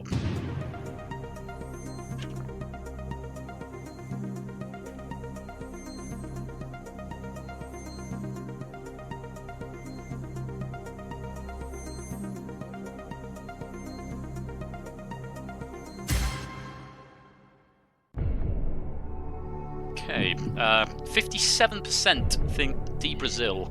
32% are going for Ecuador, 4% Kenya, 7% Turkey. It's just over half. Yeah, my gut instinct was Brazil as well. So I'm going to go with D, Brazil. Final answer. It's the right answer. You just got £8,000. Thank you. Well done, audience, as well, helping out there. Interesting how whispers appear to quite majorly disagree with public chat. Do they? Obviously, no lobby players. I thought there were a lot more C's out of that then. But yes, but there are only 1, 2, 3, 4, 5, 6, 7, 8, 9. 10. Oh, I see. Oh, now I see what you mean. The whispers in the public chat. So yeah, more people obviously whispering the correct answer there. But I mean, that's quite a big poll that was going on there, and we don't know how many people are actually voting in it, because it might be people who aren't in the lobby. No one left in the lobby at this point. The winner of the lobby was 8Minky on 2,000, along with Matt the Ref on 2,000, and someone else, I think. Brig Bother also had 2,000. Car, you are down to 2 lifelines. You've got 50-50, and you've got Ask the Host left. You're 2 questions away from your next big milestone of £32,000. You're 7 away from $1 million. Have a look at question number 9. It's worth £16,000. What is the traditional gift exchanged on a 30th wedding anniversary? Emerald, ruby, platinum, pearl.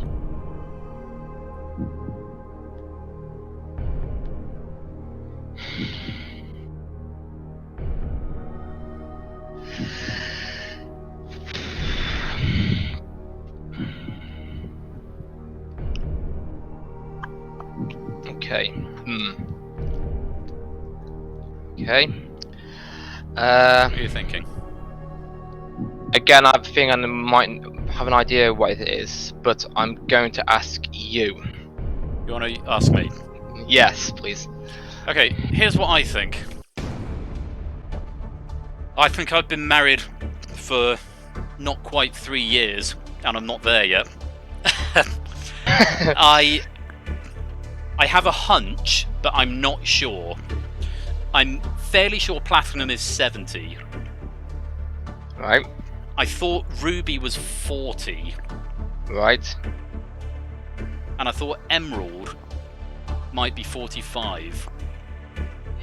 But interestingly, before the options came up, I actually thought it was Coral, which I'm thinking might be 35, but obviously it's not Coral because that's not an option. I'm really, really not sure, but if I were playing and I were a gambler, I would probably say D Pearl. I'm almost 100% sure it's not Platinum. And I've just got a feeling Emerald and Ruby are a bit higher than that.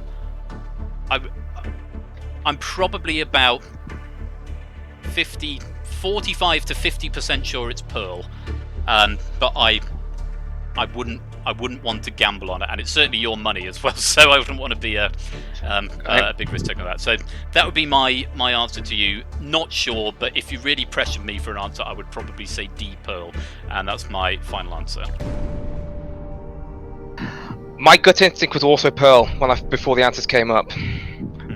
The fact you eliminated Platinum out also helps, and you said it's not Platinum and you don't think it's Emerald, so that's probably helped, because I wasn't sure if it's necessarily Emerald as well, but you said Emerald is higher, so... And you said like 45 to 50%. The same 50% that Tipster gave in the other question, he got his right, so... I keep that faith, we're going to go with D Pearl, final answer. This is horrible, this moment now!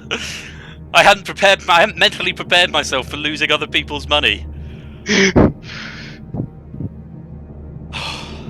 right answer, he just won £16,000. Nicely done.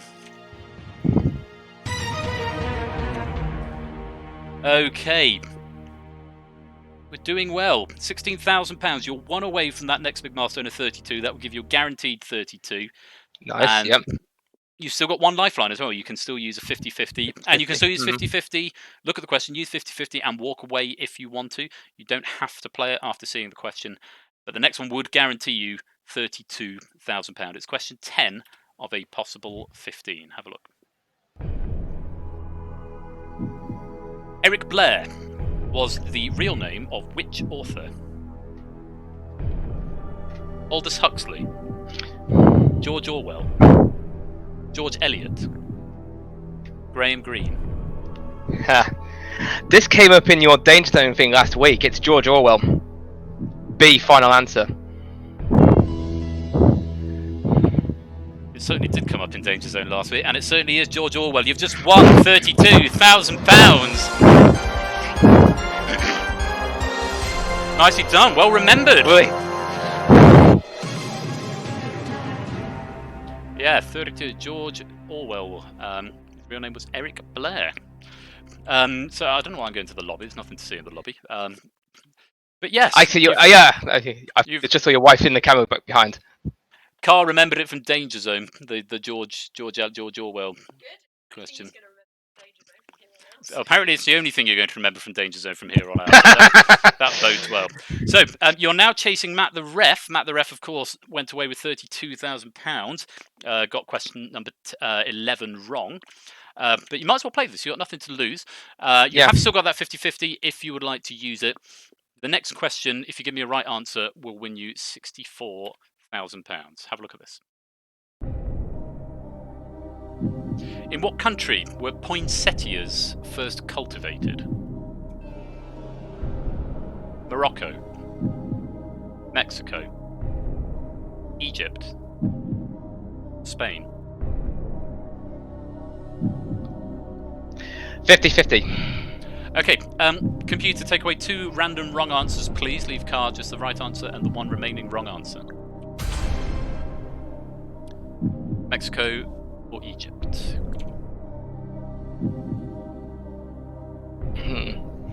What are you thinking? I don't know, but I might as well guess for it anyway because nothing. I'm not banking really. Absolutely. I'm just trying to think. Is there anything I read? Because I remember reading something, but that was more Oriental, not Egypt. It's entirely up to you. Trying to think, because they're both hot countries. They're both not that far from the equator, so I imagine you could grow one in one country, and you probably could export it in the other country, and it probably could grow in the other with the right environment. I've got nothing on Which my. one was first? I've got nothing on my. But which screen one was here. first? Yeah, that's the question.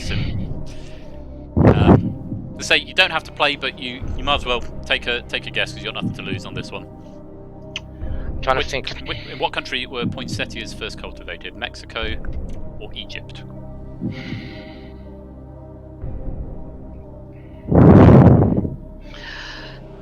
Yeah, I might as well play. I'm gonna guess Mexico. B. Final answer. Any particular reason for Mexico over Egypt? I'm thinking it might not be Egypt because I think Egypt is more lilies. Because I'm thinking like the Nile. I'm thinking of lilies in Egypt, not poinsettias. And I'm thinking also things like potatoes or something maybe like else that came out from that area, like potatoes and that kind of thing. Oh, we've run out of sting. It's not. Run out of sting then. Well, I guess I better put that in issues internal. It's not an issues internal. It's just I need to wrap up the conversation that's happening there. I can say it's the right answer. You got £64,000. Oh, good wow. guess. Yeah, it's there's a couple of issues with some of the stings not quite running all the way. Like this one, for example, it's just going to stop as well. We listen. Like that. That one isn't quite so much of a problem because I'm normally talking over that one, so that one's not too much of a problem.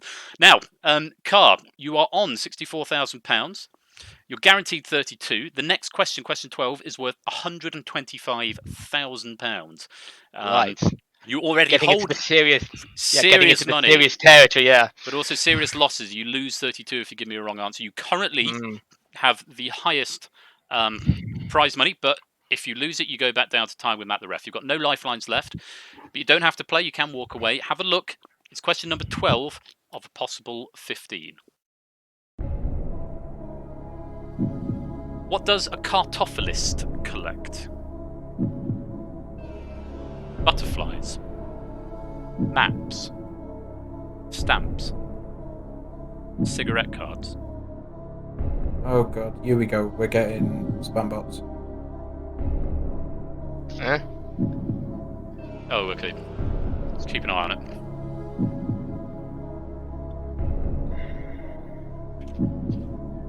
Ooh. What are you thinking, Carl? It's you, me, and the computer. Yeah. I'm thinking. And the music. What? If it's the same derivation as cartography. Cartography. Because a cartographist is a map maker. So so it's cartographic. So the graphy is the making of, and therefore the carto is the Latin derivation, and therefore it's the same Latin derivation to start off with, which would mean it'll probably be maps. But is it worth playing? It's entirely up to you. I've got. Fine, turn around and look at it. Worst case, I've got nothing on my screen. I might not have this chance again. That's the other thing. Absolutely, you're only in the chair once. Until I reset the list of who's been in the chair. Yeah. I'm going to gamble it's maps. B.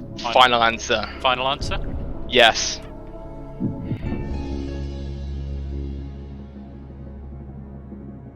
You had £64,000. I did.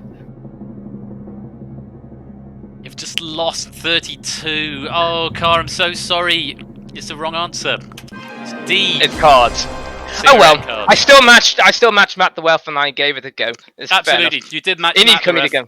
You matched. It's 32 is still I still got 32,000 more than I start off with. So you still plenty to go. absolutely you do, and that's an achievement in itself. And hats off to you for taking the risk there, but unfortunately not working out for you this time. But hey, you get some smart money, and you go away with £32,000. So, Mrs. Flush, your stack of questions has defeated Car the Seventh. If you'd like to rewrite them from question 11 down, that would be lovely.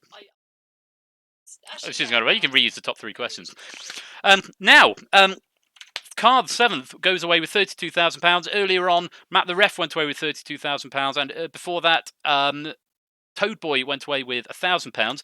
That is not it from the stream, but that is it from Millionaire for tonight. We are going to play Danger Zone in a few minutes, but first I'm going to take a break. I'm going to put a fresh shirt on because I'm feeling a bit warm with this light here.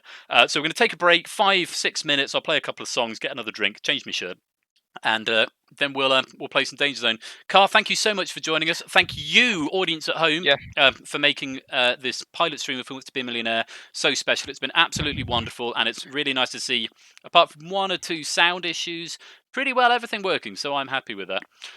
So do stick around if you'd like to play some Danger Zone. We will be playing that in about 5 or 10 minutes' time. Thank you very much for that follow, Oshisore. But Danger Zone is good fun. It's multiple choice. It's similar in a way to Millionaire. It's like Millionaire meets Pub Quiz. If you like this, I think you'll like it. But I'll be back in a few minutes. Thank you very much for watching, and I'll be back in a few.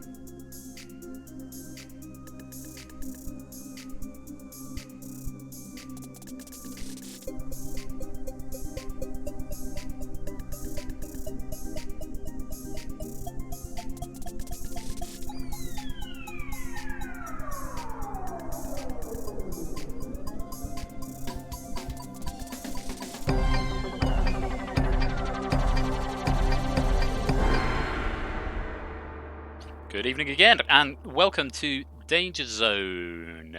Thank you if you've stuck around after Millionaire. This game is slightly less well known than Who Wants to Be a Millionaire, because Who Wants to Be a Millionaire is a global success, and this is something I made. But it has similar traits to Who Wants to Be a Millionaire. I think the maximum capacity for this lobby is actually less than Millionaire. I think it's 36. Which we've never reached, but it could be interesting to see how many we get in tonight. But it's a good fun sort of pub quiz style game with a bit of Millionaire twisted in. Matt's not playing, he's going to do stat, but he's not going to defend his title, he's going to keep it, covet it for himself. I can say this, I've got to be careful not to put my arms up tonight, because this is a very old shirt, and there are some holes in places that you don't want to be showing off. But it's a Mondrian, this thing. That's not one of the questions tonight. However, I am very grateful to Mrs. Flush and to Elias the Panda, who have written the 5 rounds of Danger Zone this evening. But Ed, can you mute yourself, please, mate? I'm assuming that's you typing. Yeah, tension armpits, Brigbot. So getting Millionaire all finished off and between everything else, I thought getting Danger Zone questions in might be a bit pushed. So I'm very, very grateful to Panda and Mrs. Flush, who have written the questions for this. You don't need a microphone for this. This is all done through Twitch. Just before I go into the rules, very, very quick advert. Tomorrow night over on Ash's channel, which if you're not following, what have you been doing with your life? Go and follow it immediately. Twitch.tv/AT_bash. Ash has been one of my troubleshooters. He's a very good friend of mine as well, but he was a troubleshooter for Millionaire and general mentor, coding person. He's very, very good and makes really, really good interactive Twitch plays games. Tomorrow night he is going to be playing 1,000 Heartbeats over on his channel, which should be really, really good fun. There's something happening on Thursday, which I am going to go and check now because Ash did a poster for everything in his server in announcements. It's Chase VGM at 1 PM BST. That's over on Quetz's channel. So if you're into video game music and you like Chase, go and have a look at that. And then 8 PM BST, you've got Dan's Quizzy Bingo, twitch.tv/QuizzyDan. That's 8 o'clock tomorrow night. Friday, Ash is back with 1 versus 100 on his channel. Saturday night at 8 o'clock, you've got the last episode of Dog Eat Dog. That's on my channel. And that will have a guest game. The guest game at the moment is supposed to be the Gauntlet. So I need to finish that off, and that's another Royal Flush original, Persephone's Share original on my channel. That's 8 o'clock on Saturday night. And then on Sunday, you've got the Chase VGM again at the wee small hours of 2 AM, and then the Pinnacle Larder Sunday evening at 7 PM, which is Tipster's quiz over on twitch.tv/tipster, spelt with a 1 instead of an I. I'm sorry I haven't got commands for all of those into Nightbot, but that's all the quiz action that's happening at the moment, so do go and check out companion partner streams as well. And I'm back next Tuesday. No idea what I'm going to do. Maybe more Millionaire. That seems to have been successful. But if you want more Millionaire, if you like Millionaire, I need questions. So to get questions or to write questions for it, you need to pop into the Discord. And there is an app in the Who Wants to Be a Millionaire section pinned up there if you want to write your own custom 15 question stack and see if you can beat them. Fastest finger first questions are also welcome as well. And I've been told to tell you it's so user friendly, even my wife can do it. Her words, not mine. Are you going to take dog out? Are you? I am. Okay. Did you know that was actually a slogan for Eggs, I'm on stream with like 40 odd people. I can't stop and have a casual at the moment. Do you want to come and say hello? Come and say hello to the stream. Hi. This is my wife, Mrs. Flush, whose question stat beat car the 7th. She's going to stop and have a chat with me, and I don't want to look very rude. No, I'm not to stopping either to you have guys a chat, or her. but So. it's just a funny bit of trivia I have. There was actually a DVD player company who their slogan was, "It's so easy, even your wife can do it," which even in today's society you cringe and go, "Ooh, how did they get away with it?" It's not cool. Not cool. I'm very good, thank you, everyone. So hi. So Mrs. Flush wrote 2 of the rounds tonight, and Panda has written 3 of them. So that's all the stuff that's going on in the quiz world. And if you want to write some Millionaire questions, do get yourself into the Discord and have a look at the app. Now, this Danger Zone, Matt the Ref. Yes, Matt the Ref can do statbot duties. That's fine. Although I quite like doing my stat thing myself, but I'll let Matt do the who's safe. You can do that part, and I can do the looking at the graph. So Danger Zone. how this works, there are 5 rounds, there are 5 questions in each round. You get points equal to the number of players, if you get it right, that is, you get points equal to the number of players in the game. So let's say there are 15 players in the game and you answer correctly first, you get 15 points. The next person to get it right gets 14 points, the next person to get it right gets 13 points, and so on. That is how you accumulate points. At the end of the round, there is a zone at the bottom. The bottom scoring players are in the danger zone, and the players at the end of that round are eliminated from the game and go over to the boneyard on the right hand side. It's simple as that. You have got a little bit of help along the way. For one of the rounds, you can play a multiplier. You're shown the category of the round at the start. If you would like to play your multiplier on that round, it's 3 exclamation marks into the chat when the category is revealed. You only need to type the letter A, B, C, or D. Full readout of the rules can be found there, DZ rules, if you click onto that paste bin link there. Night, mate. Yes, that's Danger Zone. It's quite straightforward. Answering A, B, C, or D. The object of the game is to stay out of the Danger Zone. If you are in the Danger Zone at the end of the round, you are eliminated. Even if you're in there for the first 4 questions and then get out for the 5th, you are safe.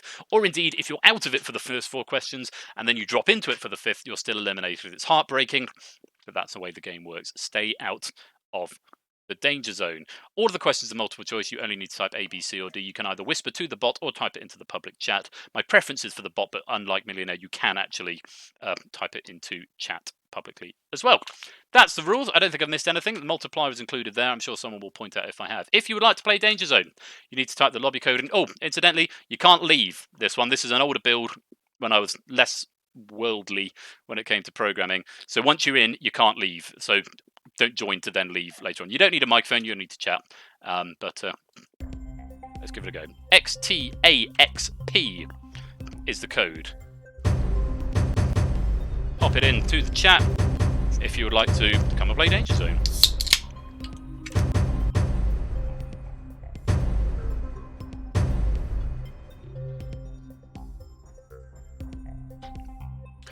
So the Danger Zone is dynamic. It does change sizes depending if there is a tie in the Danger Zone. At the moment, the Danger Zone is 4 big. So the 4 lowest scoring players will be eliminated at the end of the first round. Maybe a question writing app similar to Who's Millionaire for Danger Zone, if that's how it's... There sort of is already, i.e. it's just notepad files. I didn't write it particularly well. This was the first one I did that was sort of custom trivia, I think, apart from Blockbusters, which was just a question bank, so I don't need to worry about that. But Danger Zone is written really badly. Millionaire is much more adaptable than Danger Zone. So if you want to write rounds for it, I'm more than happy to accept guest rounds, but obviously you'd have to sit out of it that particular week. So if you wanted to write a whole 25 question shebang, that's fine. All new Danger Zone coming soon. Well, I've got plans for season 2, but that's not until November, December, with a little way off. Okay, there's 20 of you in so far. Alternatively, as Panda says, yes, if you send them to Elias, then he can convert into the required format. That's absolutely fine.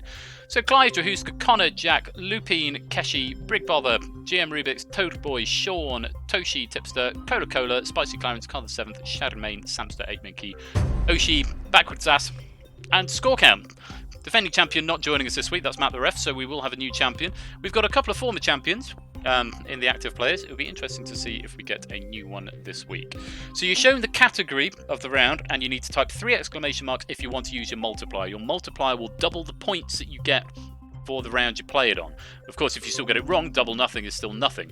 So it can be useful for securing a round that you're less confident on if you think you're just going to get 1 or 2, or it can be used to get you to the top of the tree if you think you're going to be very confident, because at the end of the round, if you're not eliminated, your score's reset to 0. So if you have a good first round, doesn't necessarily mean you're going to have a good round 2. However, if you finish in 1st, 2nd, or 3rd, you get 3, 2, and 1 point respectively going into the next round. That is with the exception of round 5, which is always general knowledge. It's the final round. In the final round, you start with a score equal to the total number of questions you've answered correctly, minus the number of times you've appeared in the Danger Zone. So the Danger Zone is damaging for 2 reasons. You don't want to be in it because you could be eliminated, but also it counts against you later on in the game. You cannot use your multiplier in round 5, so use it by round 4. There's a little bit of tactics that goes on surrounding the multiplier, like if lots of people use it, maybe you're better off using it. Sometimes people will troll the chat and pretend they're using it with 3 exclamation marks when they're actually not. You'll get the hang of it. Basically, it's A, B, C, or D, answering the questions and stay out of the danger zone. That's the long and short of it. So, 21 players. There's a danger zone size of 4, which means we're going to lose 16 over the course of the game, which means we will have a final of 5. 5 of you will get through to the final. And I want to, again, clarify, I haven't written any of these questions. They're all written by either my wife or the Panda. I did compile them into the software, though, so if it breaks, that is on me. Fingers crossed that won't happen. We'll find out. So the first round category is about to be revealed. If you want to play your multiplier on it, 3 exclamation marks into the chat, you've got 15 seconds to get it in. The first category is musicals. Not yet, apparently. So 3 exclamation marks. You only get 1 multiplier. Once it's gone, you cannot use it again. There's a few being activated there. Just Panda's saying there's a bonus. It's not a point bonus, but a kudos bonus if you can guess whether it was a Panda round or a Megs round. Drahuska, Brig Bother, Rubik's, Toadboy, Sean, and Sampster. You are using your multipliers on this round. That's 1, 2, 3, 4, 5, 6 multipliers active. And means your points for this round will be doubled. The object of the game: stay out of the danger zone. Answer quickly. You have 15 seconds for each question. When the question is live in the chat, the question is live. It may come up in the chat before it appears on your screen, depending on your latency. That's a little bit more difficult to read. You only need A, B, C, or D as your answer. I think that pretty much explains the rules. Very best of luck to all 21 of you. The first round is musicals. Let's play Danger Zone. So it doesn't crash now.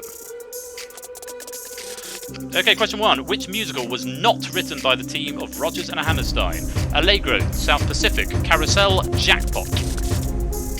You go orange when you're locked in, white if you haven't answered. And then in just a moment you'll go green if you get it right, and red if you've got it wrong, or you timed out like Spicy Clarence, who didn't time out, did get an answer just in the nick of time, but it wasn't the right answer. 5 people getting that right: Clive, Jack, Brig, Bother, and 8 Minky, and Score Count, which means we're going to have a very, very big danger zone at the beginning. Who was fastest? 21 we're looking for. Clive of Legend was fastest for 21, 8 Minky was second for 20, and Brig Bother was third for 19, doubled up to 38. The danger zone will sort itself out in a minute. The correct answer there, which 5 of you knew, was Jackpot. Don't know who wrote it. I didn't write the question, but Jackpot was the answer we were after there, D. So as you can see, everyone in the danger zone has now got a danger zone mark against their name of 1 danger zone appearance. Everyone else has got 1 question correct. Brig Bother, Clive Legend, 8 Minky, Score Count, Jack Wilfred, you are safe for now. Let's have a look at question number 2. Incidentally, if there's a tie in the danger zone at the end, we do go to a tiebreaker question, which I'll explain as and when we need it. Question 2. Cyndi Lauper did the music and lyrics for what musical based on a 2005 British film of the same title? A. Kinky Boots, B. Let It Be, C. Girls Just Want to Have Fun, or D. Bridget Jones' Diary? And everyone locked in? Not everyone getting it right, though. Clive, Ape, Lupine, Sampster, Spicy Clarence, Sean, Toad, Rubik's, and Keshi Head were all correct there. Who was fastest? 8 Minky for 21. Clive was second for 20. And then Toadboy was third for 19, doubled up to 38. Just realised I haven't turned the Discord on. I don't know, I think I've got Matt somewhere on standby who's going to do stats at some point, probably a bit later on in the game, but they're muted for now. When it gets a bit more interesting to see who is safe, probably around about question 3 or 4, that's when Matt will come in. So yeah, quite a few people getting that right, and obviously these multipliers are going to make a big difference to the score at the moment because there are more points available per question. The answer there, I think it's C, but it's not, it's A. It's Kinky Boots. Ape and Clive tied top at the moment with 41 apiece. Brig Bother and Toadboy second with 38. Sampson's in third with 36. Only 2 people with both questions right, Ape and Clive, and only 5 people now without a danger zone appearance. Score: Jack, Brig, Ape, and Clive. Down in the danger zone, it hasn't resolved yet. Connor, Car, Cola, Tipster, Shadowmane, Drahuska, Oshi, Backwards Ass, or Ass Backwards rather, beg your pardon, and Toshi. Let's have a look. Question number 3.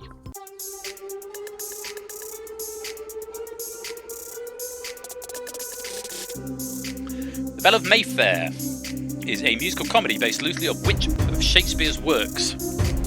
Romeo and Juliet, The Comedy of Errors, Taming of the Shrew, Measure for Measure.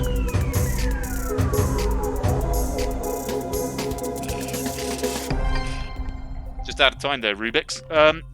Wow, only one person getting that right. Sampster, the only player to get that right, and with the multipliers means he's going to get 42 points for that. Everybody else getting that wrong there. I ain't got a clue. I wouldn't know where to guess. I would assume The Taming of the Shrew, but let's find out. No, Romeo and Juliet. Well, I wouldn't have known that. You knew it as well, Rubik's. Oh, bad luck. Get in a bit quicker. Connor, Car, Cola, Tipster, Shadow, Drahuska, Oshi, Ass Backwards, and Toshi are in the danger zone, though Drahuska has got that multiplier active, which could shoot him out very, very quickly. Up at the other end, Sampster has a commanding lead now with 78. Clive and Ape are joint second with 41. Brig and Toad joint third with 38. Okay, 2 questions, danger zone people, to get out of there. Otherwise, there is going to be an almighty big tiebreaker, and I hope I don't run out of tiebreaker questions. That could be a problem. Please get something right. Let's find out. Actually, no, it doesn't work like that because, yeah, it's fine. We'll explain it when we get there. Here's question 4. Yeah, that's what I thought, Lupine. Question 4. Monk's Trap, Rumpelteazer, and Demeter are characters in what musical based off a poetry collection by T.S. Eliot? The chorus lines, Bring Back Birdie, Cats, or Dreamgirls? Hoping most people get this one right. Yes, most people did. Not everyone by any stretch. Score, Jack, Tipster, Shadowmane, and Toshi getting this one wrong. But Drahuska getting that right from the danger zone with that multiplier is going to help him out a little bit. Who was fastest? Clive a Legend for 21, followed by Toad Boy for 20, doubled up to 40, and then what are we looking for? 19. Keshi was third for 19.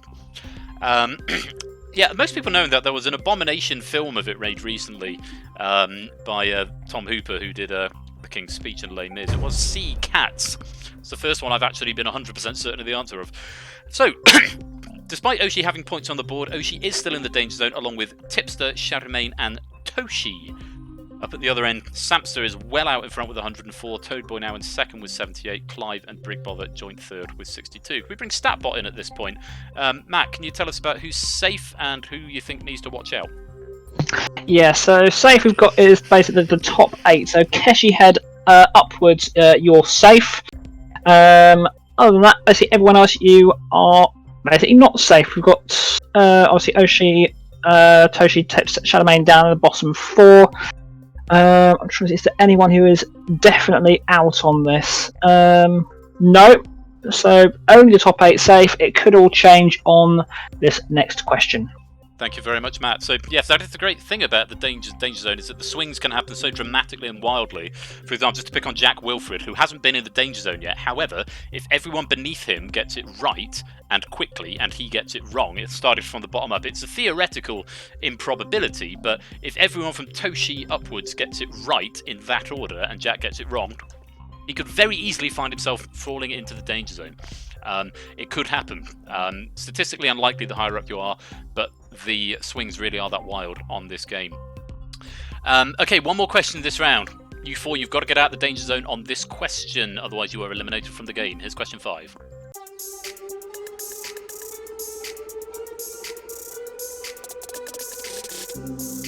The musical Chess had lyrics by Tim Rice, but the music was composed by members of what pop group? ABBA, Bee Gees, Carpenters, Dio. Everybody locked in. You got it right. Oh, quite a few, including Oshi and Shadowmane. So if you're in the danger zone and you get it wrong, you know that's game over. So Tipster and Toshi, we will be losing you at the end of this round. Tipster, a former champion as well, I believe. Possibly.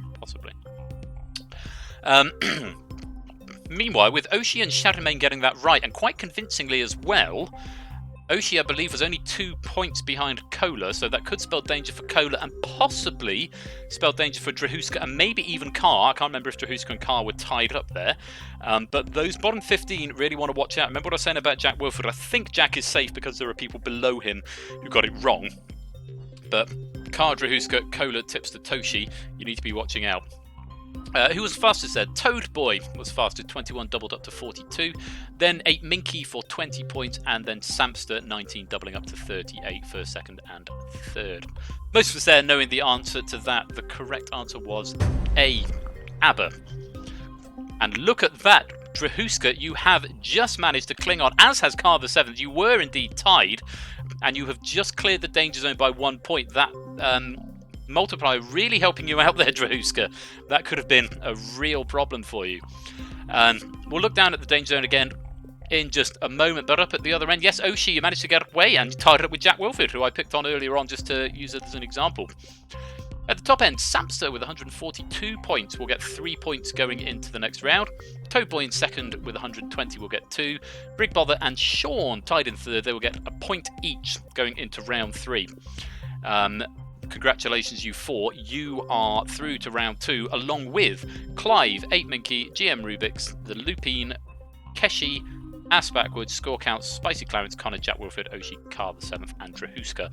Your scores will reset to 0, but congratulations, you are through to round 2. I will see you there. Unfortunately, though, you know the name of the game. Shadowmane, Cola, Tipster, and Toshi. Apart from Cola, you've been in the danger zone on every question actually here, but it's the last question that counts. Not enough points, I'm afraid. 2 of you getting 1 question, 2 of you getting no questions. It's a bad round, but unfortunately that is the end of the game for you. It is the end of the line, it is the end of the round. You are in the danger zone, which means Shadow, Cola, Tipster and Toshi, we have to say goodbye. And off they pop over to the boneyard. And yes, that populates in entirely the incorrect order. Very sorry about that. Just one of those things. Older build. It's kind of fun looking back and, you know, reminding me of where I came from a little bit. So, your scores in a minute will reset apart from the top 3, or top 4, I suppose, because there's a tie in third. Jahuska, Rubik's, Sean, Brigbother, Toadboy, and Samster, you have used your multipliers. You cannot use them now. That means there are 1, 2, 3, 4, 5, 6, 7, 8, 9, 10, 11 players still with an active multiplier and 6 used. 17 players remain. If you would like to use your multiplier, 3 exclamation marks when the round category comes up. The next round is Look to the Heavens. Here.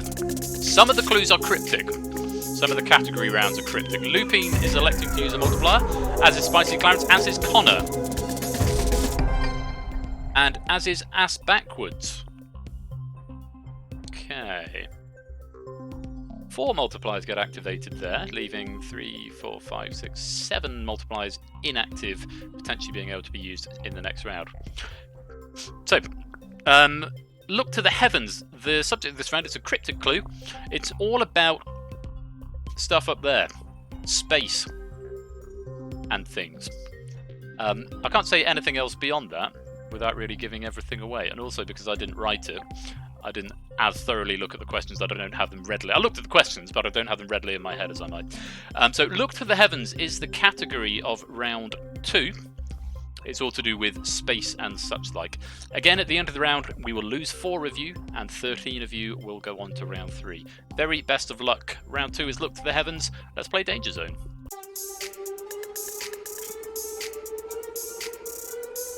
Okay, question number 1. What is the word used for the study of celestial objects? Astronomy, cosmology, astrophysics, astrology.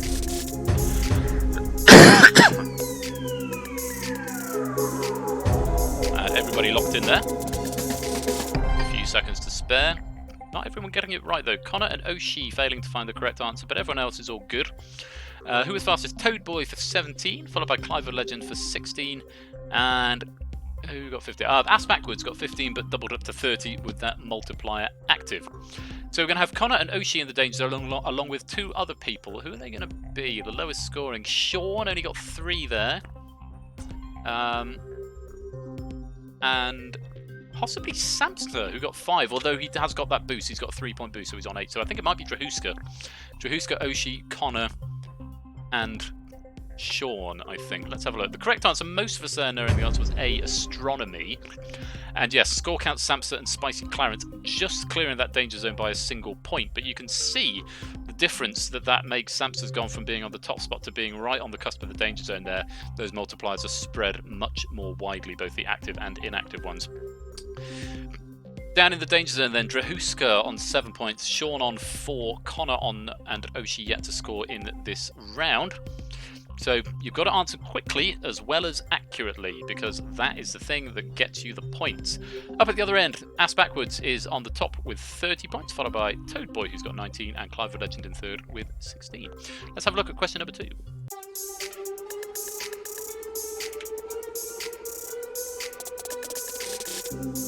Eagle, Crab, and Horsehead are all names of what astral phenomenon? Galaxy, constellation, nebula, solar system. Just waiting on Jack. And there we go, locked in. Okay, quite a few people getting that right. Drahuska getting that right, and in good time as well. 13 points to Drahuska there. Toad, Keshi, Brig, Spicy Clarence, Samster Score, Sean, Connor, and Oshi all getting that wrong. Who was fastest? 17 we're looking for. 8 Mickey was fastest for 17. Followed by Carver 7th for 16, and then Clive of Legend for 15. Yeah, so about half of us there know the answer to that one. Eagle, Crab, and Horsehead. I didn't know this actually, before I read the question earlier on. The answer is, in fact, nebula. All types of nebula. So we can see we've now once again got a tie in the danger zone. Samster Score, Clarence, Sean, Connor, and Oshi. You can only have 4 eliminated though, so that might go to a tiebreaker a bit later on. At the other end, Ass Backwards maintains their lead with 54. Lupine now moves into second with 40. Clive of Legend is in third with 31. At the moment, there are still 1, 2, 3, 4 players yet to go in the danger zone. Clive, Ape, Jack, and Brig Bother, though Brig Bother is teetering on the precipice at the moment. And we've had 7 questions. No one's got them all right. Clive and Ape are the highest scorers so far with 6. Let's go on to question number 3.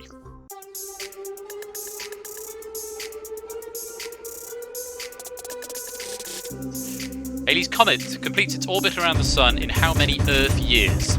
A 75, B 50, C 100, or D 125? Everyone locked in? Quick answering on that question there.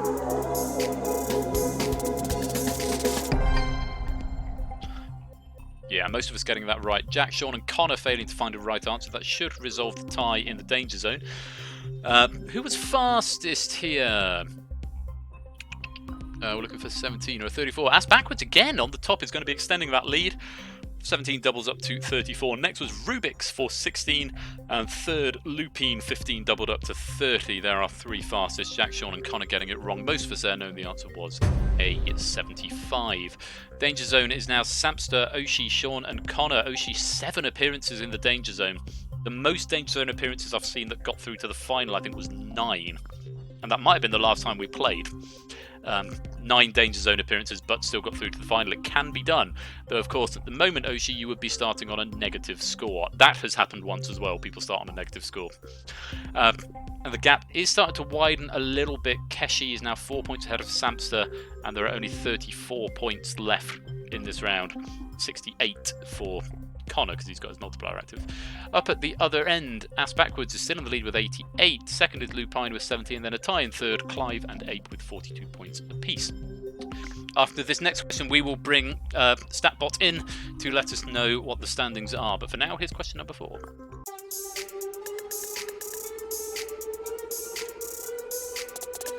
Question 4. What are the names of Mars' 2 moons? Kronos and Sophia, Titan and Amalthea, Romulus and Remus, Deimos and Phobos.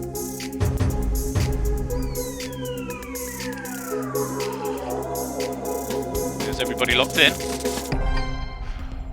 Not everyone knowing that, but most of us did. Toad, Drahuska, and Oshi didn't know the answer to that, but everybody else did. Who was fastest? Keshi was fastest for 17. That's going to stand them in good stead, because they are quite close to the danger zone. Followed by 8 Minky for 16, and then Ass Backwards for 15, doubled up to 30 with that multiplier.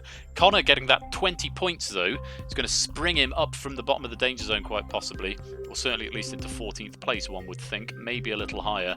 Score count might need to watch out, because he got quite a low score there, and people below him all got high scores, so Connor might have done enough to surpass score count. We'll find it out in a minute. The only reason I know this is because one of the books I wrote has one of these moons in the titles. The answer is in fact D, Deimos and Phobos. So I wrote a book called the Deimos Chronicles.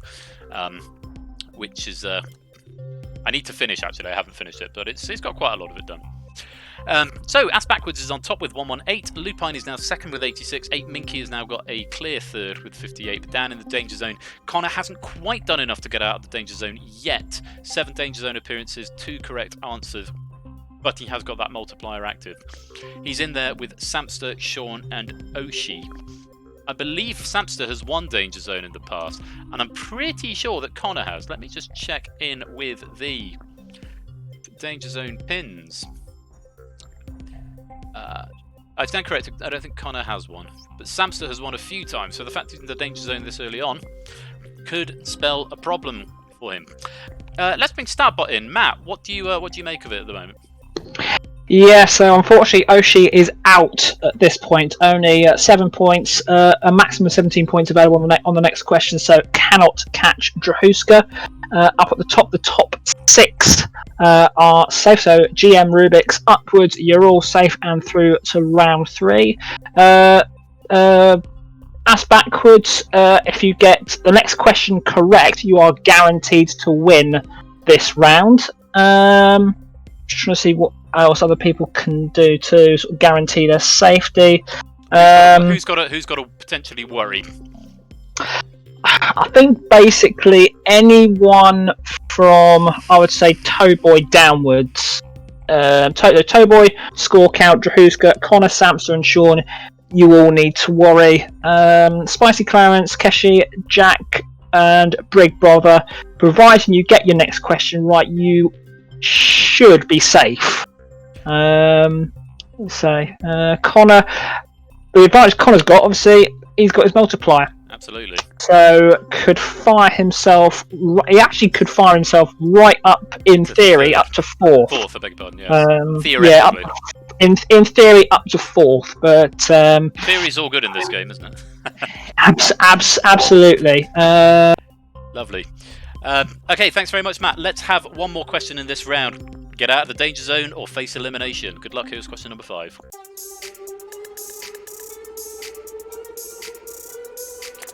Okay, question number 5. Elon Musk's Tesla Roadster was launched into space in 2018 with which song playing on repeat? Starman, Space Oddity, Rocket Man, or Life on Mars?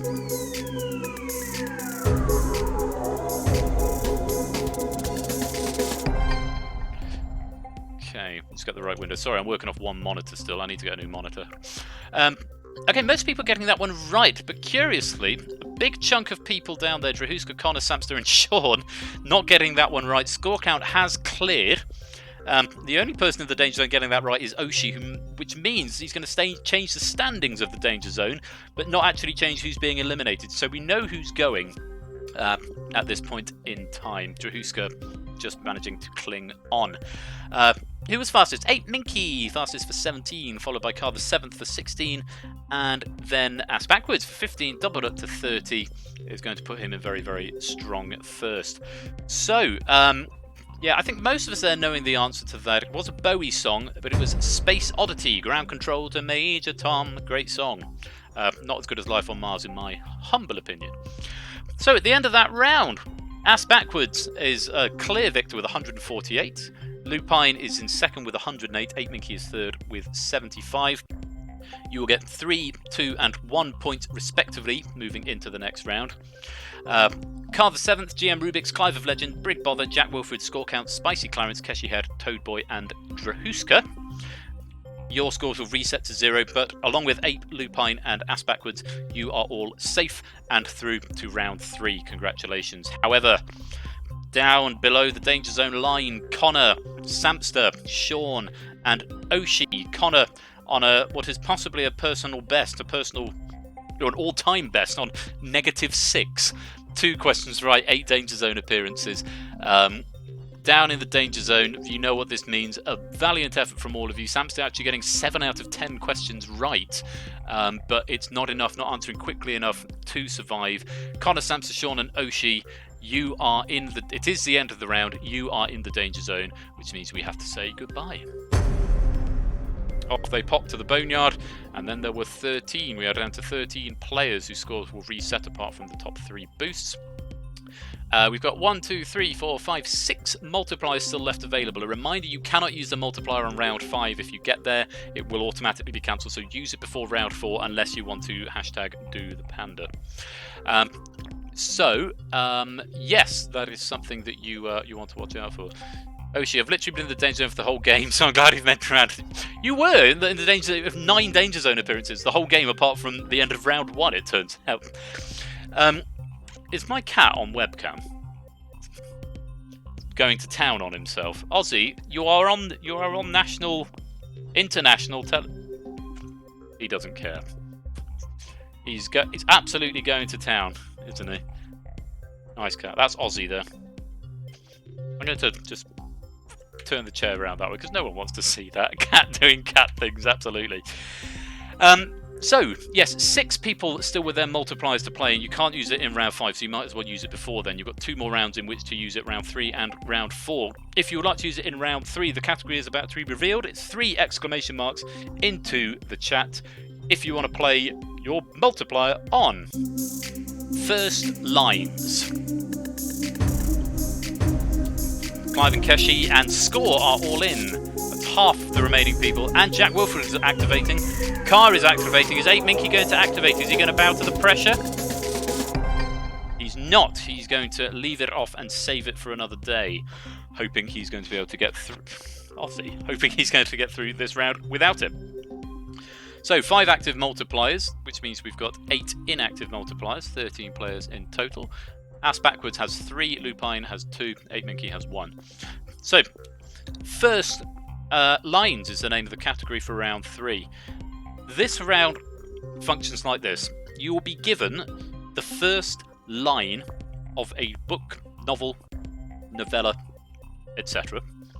And you need to tell me, you need to answer, A, B, C or D, who the author was. Not the book, the author.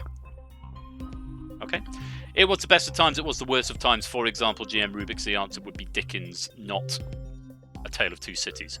I think that's A Tale of Two Cities. I hope that's not one of the questions. If it is, you've all got a free point. I don't think it is. But we'll find out.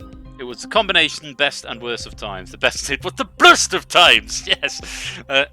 Oh, you stupid monkey! Yep. So, that is the name of the game. A, B, C, or D. 13 players remain. 5 have multipliers active. Very best of luck in round 3. It is first lines. Let's play Danger Zone. Stupid monkey. Simpsons, Panda. Simpsons reference, Mr. Burns. Okay, question 1. It is a truth universally acknowledged that a single man in possession of a good fortune must be in want of a wife. Was that written by Charlotte Bronte, Jane Austen, George Eliot, or Emily Dickinson? Everybody locked in.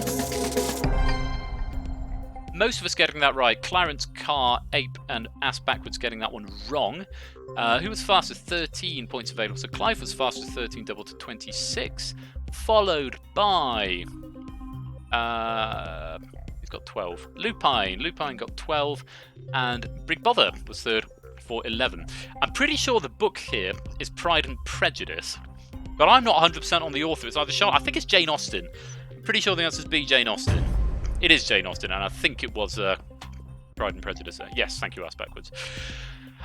Okay, Clive the Legend at the top now with 26. Keshi in second with 20. Jack in third with 16. And down in the Danger Zone, we haven't got any ties. We've got clear cuts. Ass Backwards actually going into the Danger Zone there, despite that boost at the start. 8Minky also, I think, did 8Minky have a boost?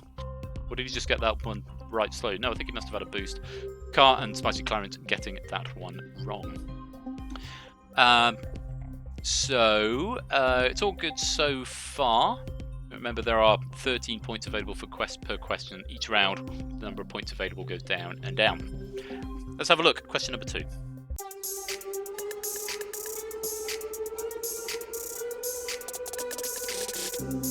It was a bright cold day in April and the clocks were striking 13. Robert Heinlein, H.G. Wells, George Eliot, or George Orwell? Again, everybody locked in.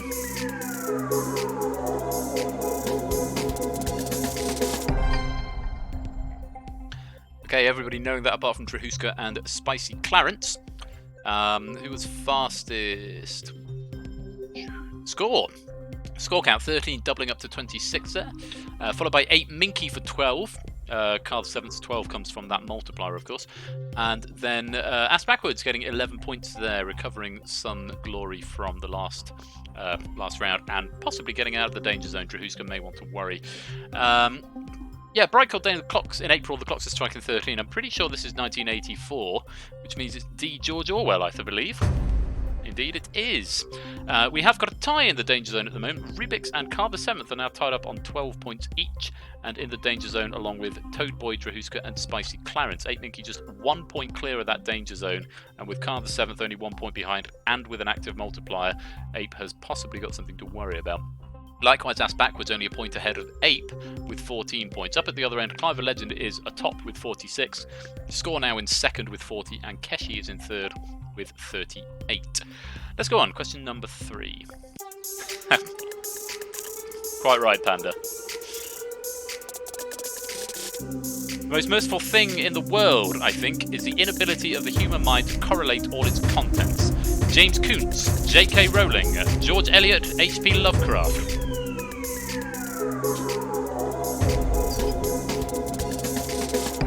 I don't know if that's a typo or if that's just a genuinely misleading answer. I'm assuming it's not B, but I might be wrong. Most people got this one right. Jack Wilfred, Toadboy, and Drahuska getting it wrong. Who was fastest? 13 we're looking for. Greek Bother was faster for 13, followed by Ass Backwards for 12, and then Keshi for 11, doubling up to 22 with that multiplier. I think this is H.P. Lovecraft. It sounds like H.P. Lovecraft. And given that George Eliot has been the answer for C every single time so far, I don't think that's an accident. Let's have a look at the answer. It was D, H.P. Lovecraft. Makes you think one of them must eventually be George Eliot, mustn't it? It's Call of Cthulhu, which I've never read. I tried listening to an audiobook a couple of times and couldn't get into it. I feel like it's probably something I would really enjoy if I gave it the dedication. Call of Cthulhu. Up at the top, Clive the Legend cementing that top spot with 66, but Keshi closing it down a little bit now with 60, and Score in third with 58. Those three look very, very comfortable up there. There's quite a big gap between Score and Brig Bother, 58 dropping to 32. Down at the other end in the danger zone, Rubik's, Toad Boy, Spicy Clarence, and Drahuska. All in the danger zone, and a little bit of a gap starting to emerge. 4 points between Rubik's and 8 Minky now, and no one in the danger zone has their multipliers active. So they're going to want to be careful and get some points and quick to get out. Worth noting, there are 3 people at the moment on 26, Ass Backwards, Lupine, and Jack Wilfred, and then Carr on 28. So there's a lot of people with very similar scores that could change very, very quickly in the middle of the board. We'll bring StatBot in after the next question, but for now, let's have a look at question number 4.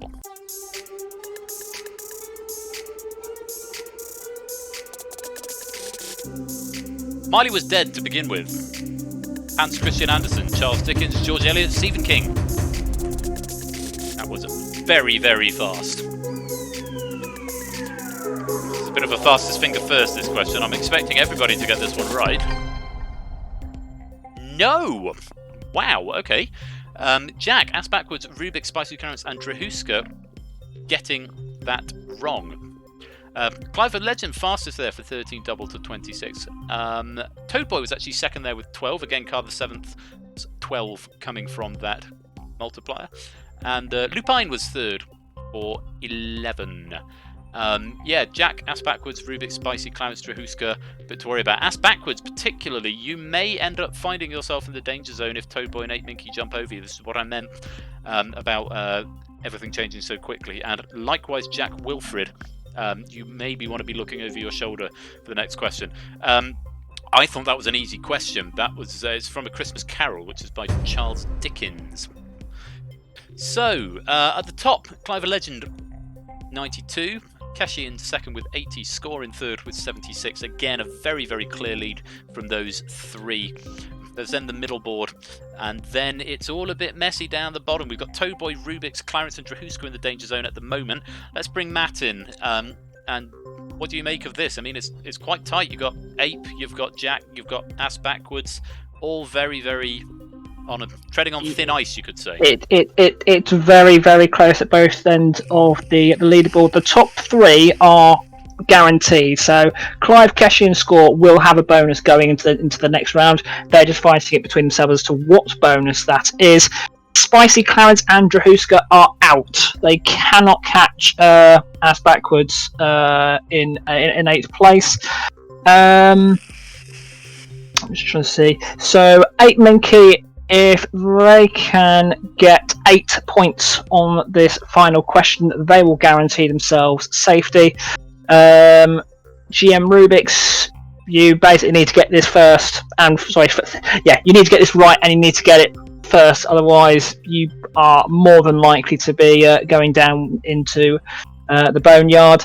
Only 3 players have yet to appear in the danger zone, so we're now sort of starting to see players starting to get their totals ready, possibly for round 5. Fabulous. Thank you very much indeed, Score. Sorry, was there one more? Was there one more you were going to say? Yeah, and just one little. You're not Score. You're Matt the ref, aren't you? Score. I'm not. No. I think I was reading Score on the leaderboard at the time. Apologies. That's okay. One of those things where you read what's in front of you. Exactly. But on the previous round, we lost a player who won round 1. Ass Backwards won round 2 and is very close to the danger zone. We could be seeing the previous round winner go again, but that's one. Could be interesting to see. Thank you very much, Matt.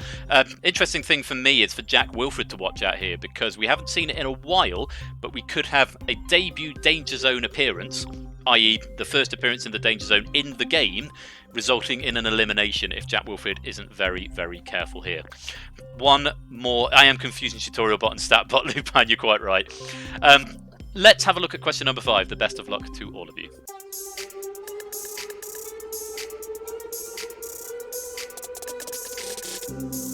He was an old man who fished alone in a skiff in the Gulf Stream, and he had gone 84 days now without taking a fish. A is Ernest Hemingway, B is Samuel Coleridge, C is George Eliot, D is Ray Bradbury. Everyone is locked in. Ooh, well, Jack Wilfred's got it right, so he's going to be a little bit relieved with that. Spicy Clarence and Drahuska we knew were already out. GM Rubik's has got it right, but I don't know that he's got it right fast enough to overtake Ass Backwards as well as Toadboy. Toadboy got it right and not as quickly. That's going to be very, very interesting to look at. Who was fastest there? Clive, 13 doubling to 26, followed by 8 Minky for 12, and then Keshi, 11 doubling up to 22. Yes, this is going to make for a very interesting read. I don't know if we're going to get a tiebreaker. I don't think we are. I think, regrettably, it's going to be Drahuska, Clarence, Rubik's, and Ass Backwards. But I have called this wrong many, many times in the past, so do not quote me on that until I press the button. As to the question, I think it's Ernest Hemingway. It sounds like something Ernest Hemingway would write, but I might be wrong. Let's have a look. It was Ernest Hemingway, and my prediction was correct. Ass Backwards, Rubik's, Spicy Clarence, and Drahuska. Interestingly, no tiebreaker, but you do have a tied score there. Yeah. So, plain sailing up at the other end. Clive of Legend finishes in first, 118. We'll get 3 going into the next round. Keshi in second with 102. We'll lose the 100, keep the 2. Wrong game, I know. But we'll get 2 points going into the next round. And Score Count with a score of 92. We'll get 1 at the start of the next round. They are going to be joined in round 4 by Brig Bother, Lupine, Carl the 7th, 8 Minky, Jack Wilfred, and Toadboy, whose scores will all reset to 0. Congratulations, you 9. You have made it into round 4. However, Ass Backwards, Rubik's, Spicy Clarence, and Drahuska, fair play to you for getting to round 3. This is a difficult game, and it is utterly without mercy. But unfortunately, it is the end of the round. You are in the danger zone, so we have to say goodbye. Off they pop over to the boneyard, and then there were 9. Clive, Keshi, Score, Brig, Lupine, Carl the 7th, 8 Minky, Jack Wilfred, and Toadboy. You remain for round 4. 8 Minky, you're the only one with an unused multiplier. This is your last opportunity to use it. It's only called doing the panda if you go on to survive the round. If you don't play it but go out, that is not doing the panda. That's more like doing the koala. or something. I'm not doing the ape, maybe. You could start a thing here, ape, because you've got a name for it. Doing the panda, doing the ape. But if you're going to do the panda, you have to not play your multiplier and survive the round. Round 4. If you want to play it, Ape Minky, with a multiplier, the category is mind, body, and soul. My wife has minor objections to the term doing the panda. I can only apologise, Elias. That was a very, very fast multiplier play there. Ape Minky not wasting any time whatsoever. No pandas were pulled in this game. Quite right. So, Ape Minky has now activated his multiplier. Clive of Legend has 3, Keshi has 2, Score has 1, everyone else is back to 0. Again, we will be losing 4 of you at the end of this round, leaving a final 5. Mind, Body and Soul, as the name suggests, is all about the human body and elements therein. Let's see how you get on. 15 seconds per question. Very best of luck to 9 remaining players. The category is Mind, Body and Soul. It's round 4. Let's play Danger Zone.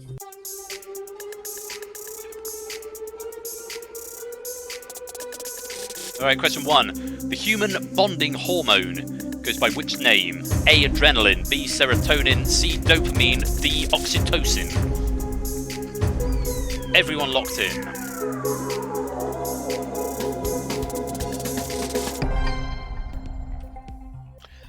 Just under half getting that right. Lupine, Car the 7th, Jack and Toad Boy all getting that one correct. Who was fastest? Car for 9, Toad Boy for 8, Lupine for 7, Jack for 6. Jack, Brig and Clive are the only people without a Danger Zone appearance. All of that is about to change. I'm pretty sure Brig is going in there because he's going to be on 0. Clive is on 3. So I think he might still keep that clean sheet. I think it's going to be Brig, Ape, Score and Keshi going into the Danger Zone. Let's find out. 4 of you knowing the answer to that. It's D, Oxytocin. Oxytocin is the human bonding hormone. It's the thing that's released when you... I can't say do the panda. It's the thing that's released when you... make love. That's a nice way of saying it. Thank you, darling. My wife has just got back. So, let's look at the leaderboard. Car the 7th is the top with 9. Toad Boy 2nd with 8. Lupine in 3rd with 7. As predicted, Clive has managed to preserve that clean sheet. That boost saving him from the Danger Zone. Just enter the Danger Zone. It's just that easy. Yeah. In the Danger Zone, Keshi, Score, Brig and Ape. As I said before, though, of course, Ape has got that multiplier active.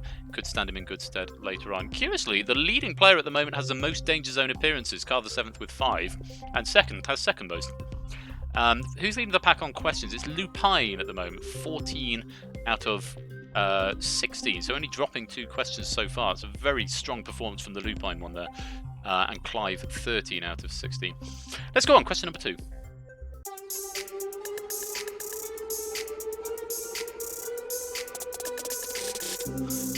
How many organ systems make up the human body? 7, 9, 11 or 13?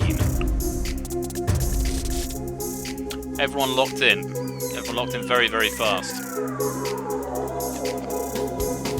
I read this earlier on. I thought that's an obscenely hard question, but maybe it's just something you know if you've studied biology. 3 people getting that right. Car the 7th was fastest for 9, followed by Toad Boy for 8, and Score Count 3rd for 7. Could make for some interesting reading of the scoreboards. I didn't have a clue. I tried to count them. There's nervous, there's skeletal, muscular, and capillaries, or something like that. Circulatory, is that the one I'm thinking of? I couldn't count them. The answer is, in fact, 11. C11. It's all going wrong, Brig Bother. Oh no! That is the name of this game. It is a hard game. Who said that? I can't see. It's just gone off the bottom of my chat screen. Rubik's. It is. It's an obscenely hard game, and it is utterly without mercy. I'm dutifully informed that's a GCSE science question. Car the 7th is top with 18. Toad Boy is 2nd with 16. Score Count 3rd with 8, though only a point ahead of Lupine, who's only a point ahead of Jack, and is now the only player not to feature in the Danger Zone, Jack Wilfred. Only 9 questions correct, but you have survived to this point without going in the Danger Zone. Congratulations to you. That's an achievement in itself. Clive, Keshi, Brigg, and 8Minky, you've got some work to do to get out. You've got 3 questions left, which means you've got 27 points available, apart from 8Minky, who's of course got 54. Let's have a look at question number 3. You see my epidermis? I don't know what that is.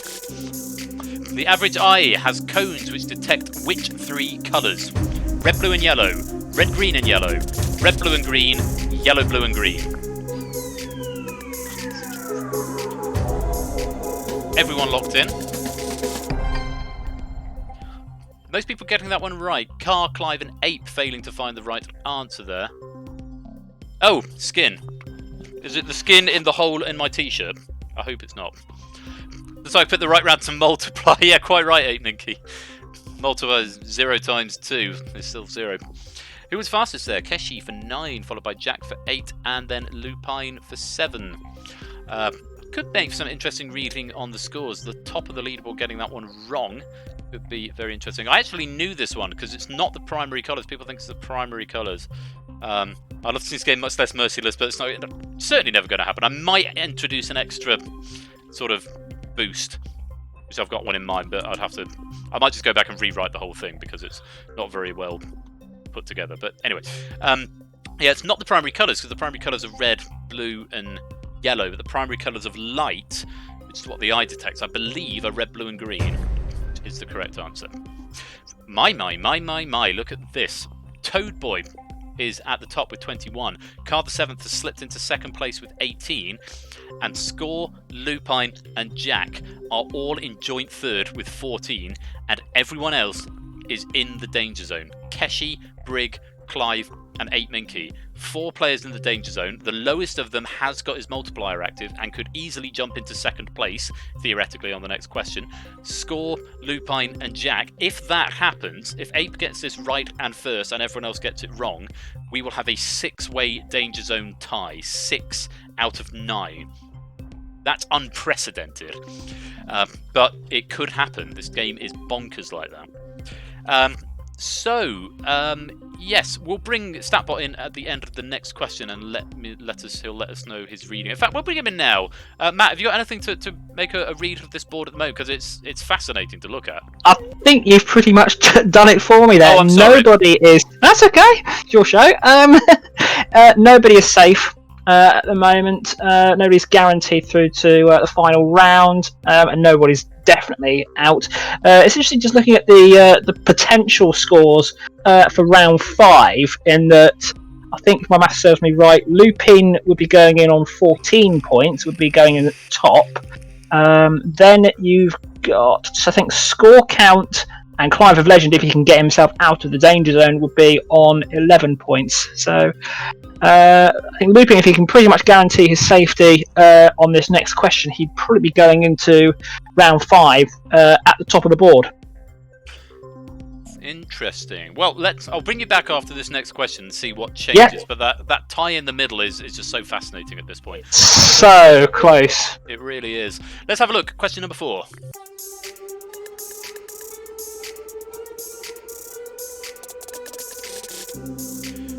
What is the largest human organ? A, skin, B, liver, C, lungs, D, large intestine. Everyone locked in. Very, very quickly.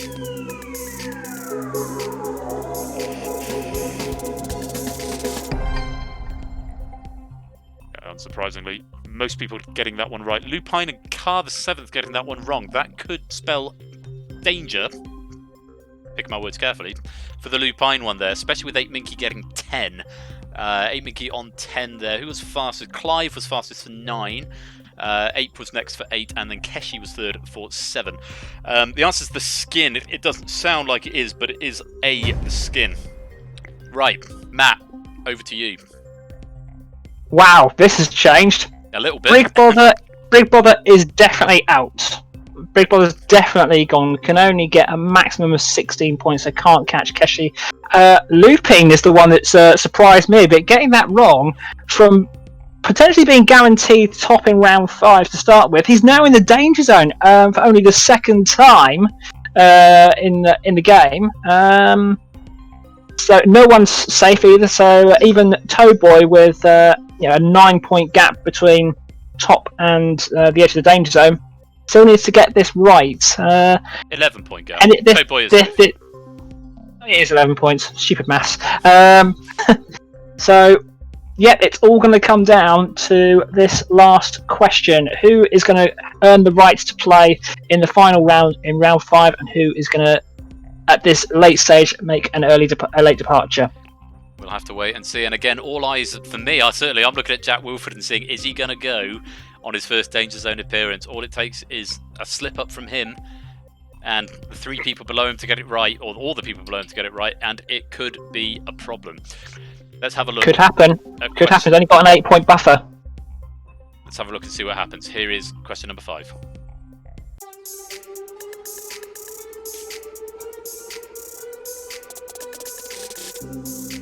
Which of these is not one of the cranial lobes? A. Frontal, B. Optical, C. Parietal, or D. Temporal?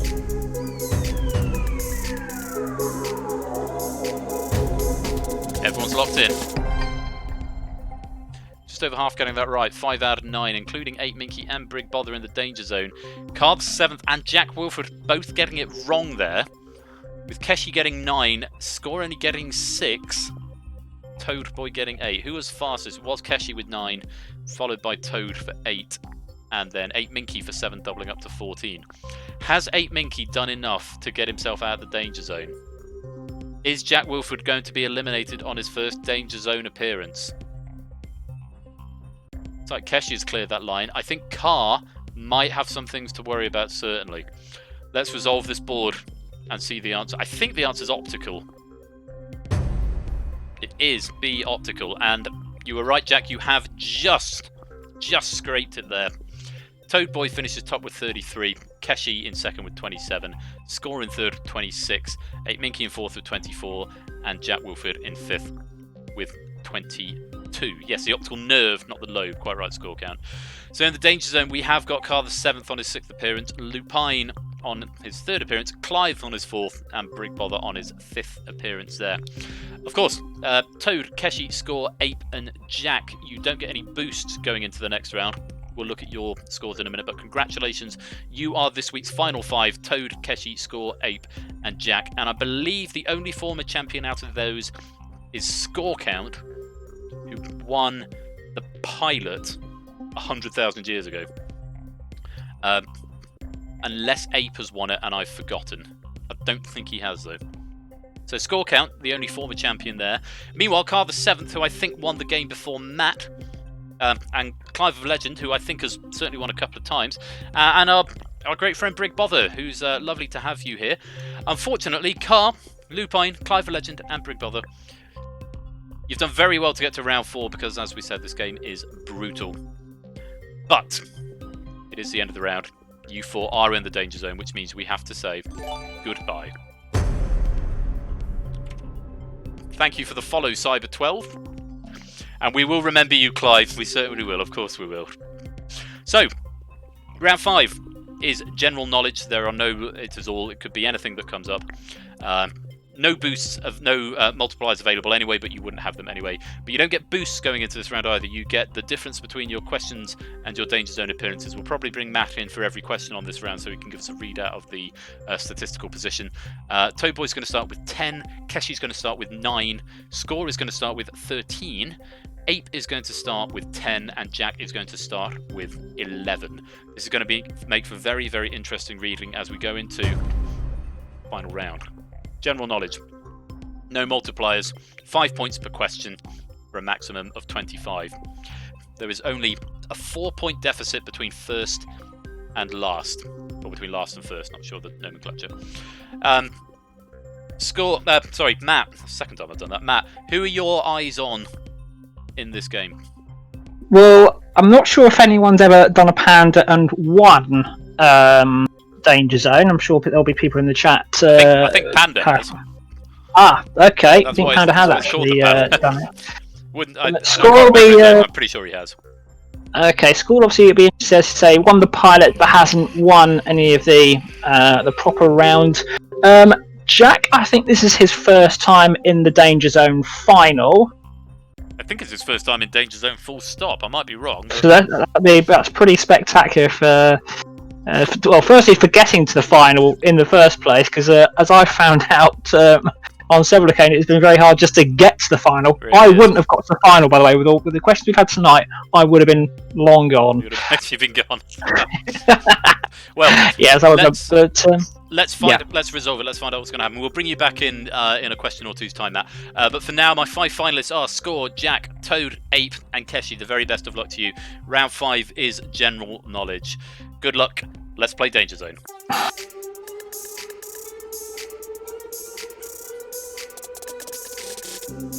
What is the only official US site listed on UNESCO's list of World Heritage Endangered Sites?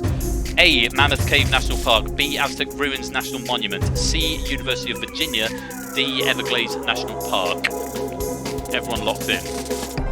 I would not have a Scooby-Doo on that question. Interesting. Toad and Ape, I'm pretty sure, are from the States.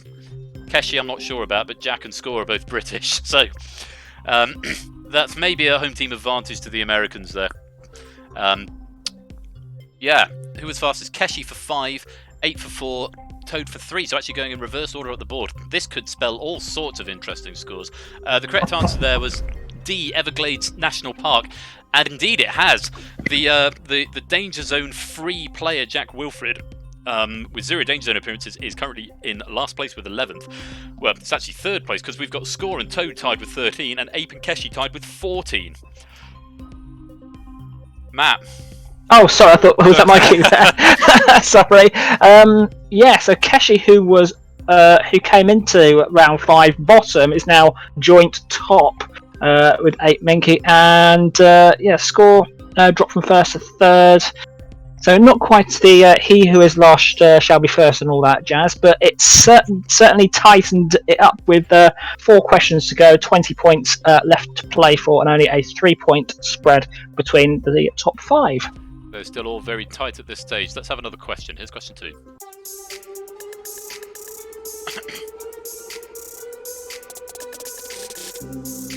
During a standard, complete episode of Jeopardy, what is the maximum number of categories a question can belong to? 10, 11, 12, or 13? Everybody locked in? And nobody getting that one right there. No changes to the score. First time that's happened this game, actually. I must be the only quiz host on the entire planet who's never seen a full episode of Jeopardy. Yeah, everyone has mathed that one incorrectly, as has been said in the chat. So yeah, no one's going to have any change to the score. The score's going to stay exactly the same. The answer was 13. D13. Nothing much to report on that. 14, 14, 13, 13, 11. Only difference is that there are now only 15 points available. Let's have question number 3.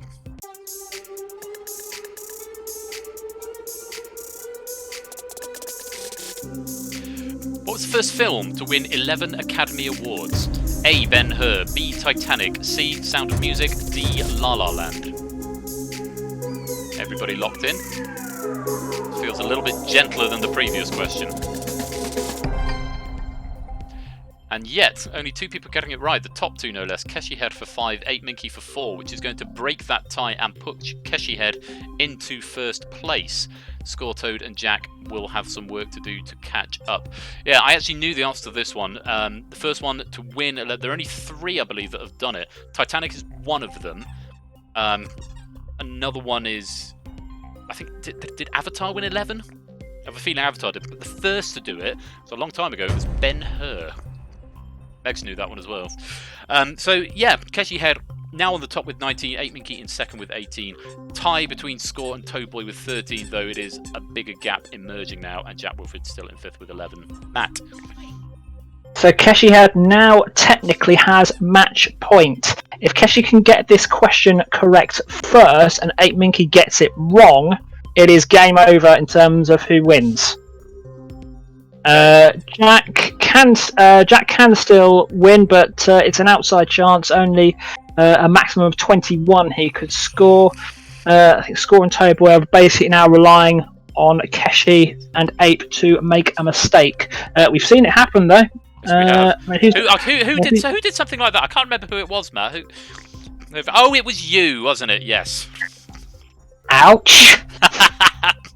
Return of the King. Thank you, Poker Joker. Yes, Return of the King won 11 Academy Awards. Of course it did. Yeah, Matt did this, so it's not all over. So, but at the moment, Keshi and Ape, all eyes are on you, and between the two of you, this is now your game to lose. Let's have question number 4 of 5. 4 of 25, if you want to count all of them. Who's the only athlete to ever light the cauldron for an Olympic Games, then win a gold medal at the same Games? Midori Ito, Kathy Freeman, Wayne Gretzky, Usain Bolt. 8 Mickey the last to answer there, but it might not be too much of a problem if everyone else gets it wrong. Which is indeed what has happened. 8 Mickey, the only person to get that one right and getting those 5 points. I think that is pretty much going to settle Score, Toad's and Jack's fate, but it could make some very interesting reading between Ape and Keshi. Ape, of course, is now going to take the lead. The correct answer there was, in fact, B, Kathy Freeman. I think she was a middle distance runner, 800 metres for Australia, I think. Value card to Royal Flares. It's my game, I can be rude to who I like, etc. Speaking of the ref, Matt, let's have just doing a VAR check. VAR check. What's he been saying to him? That's not a yellow card. That's not a yellow. Just being rude. I'm just being truthful.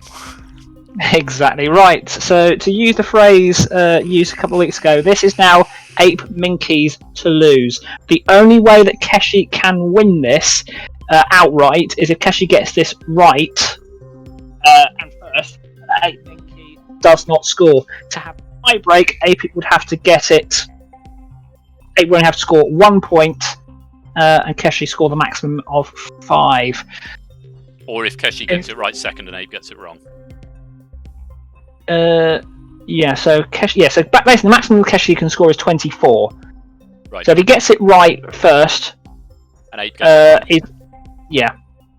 Otherwise, everyone else, Score, Toadboy and Jack Wilford are basically battling for the bottom 3 places as they cannot catch Keshi. So for yet again, it's down to the final question: can Ape keep that lead and take home the title? Well, thank you very much, Matt. It is indeed Apes to lose, and it has come down to question 5. I love it when this happens. Always very exciting. You could have won this car the 7th if you hadn't gone out in an early round. That is generally how this game works. Yes, knowing the questions in round 5 is no good if you go out in round 1, for example. So, very best of luck. Ape and Keshi, all eyes on you. Here is the last question of the night. Question 5.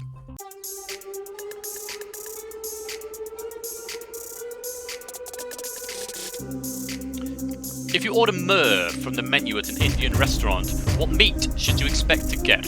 A. Chicken, B. Pork, C. Duck, D. Venison. A. Minky really taking his time to think that through.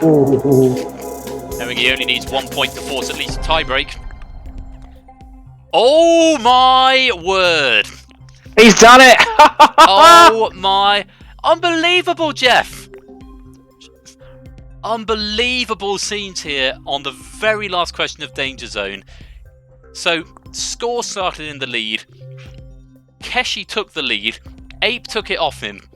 And on the last question, Keshi has got the maximum of 5, and Ape has failed to find the correct answer.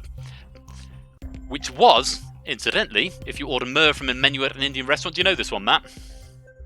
Not a clue. It's chicken. A chicken. So, we have to look at the final scores.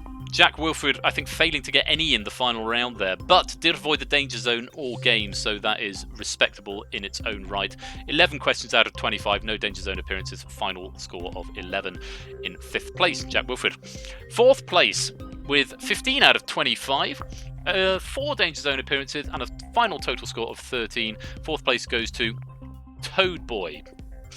3rd place, started the final round in the lead, couldn't hold on to it, 15 questions correct, only 2 danger zone appearances the whole game, and equal 13 points, so a sort of joint 3rd with Toadboy is score count. 2nd place, despite being so close, and it was his to lose, 18 questions correct. Actually, the most number of questions for the whole game, in fact, 18 out of 25, to show you that this game is not just about knowing stuff. You've got to know stuff quickly as well. 5 Danger Zone appearances and a final total score of 23. Second place this week is 8 Minky. But the winner with a total of 16 out of 25 and 4 Danger Zone appearances. So, I mean, in terms of the players in the final, Danger Zone appearances and total questions, that's pretty average. It's not the max on either of them. It's not the min on either of them either, but it's solid, which is what this game rewards. 24 points in the final by a single point.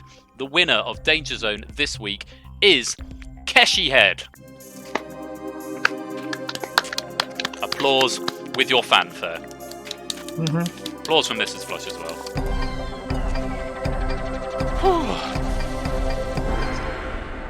Well, congratulations to Keshi Head. You have won Danger Zone. You have taken the title off Matt the Ref, who elected not to defend it, but just hand it over so he could resume stat duty. 8 Minky, commiserations on that second place there. Very close all the way down.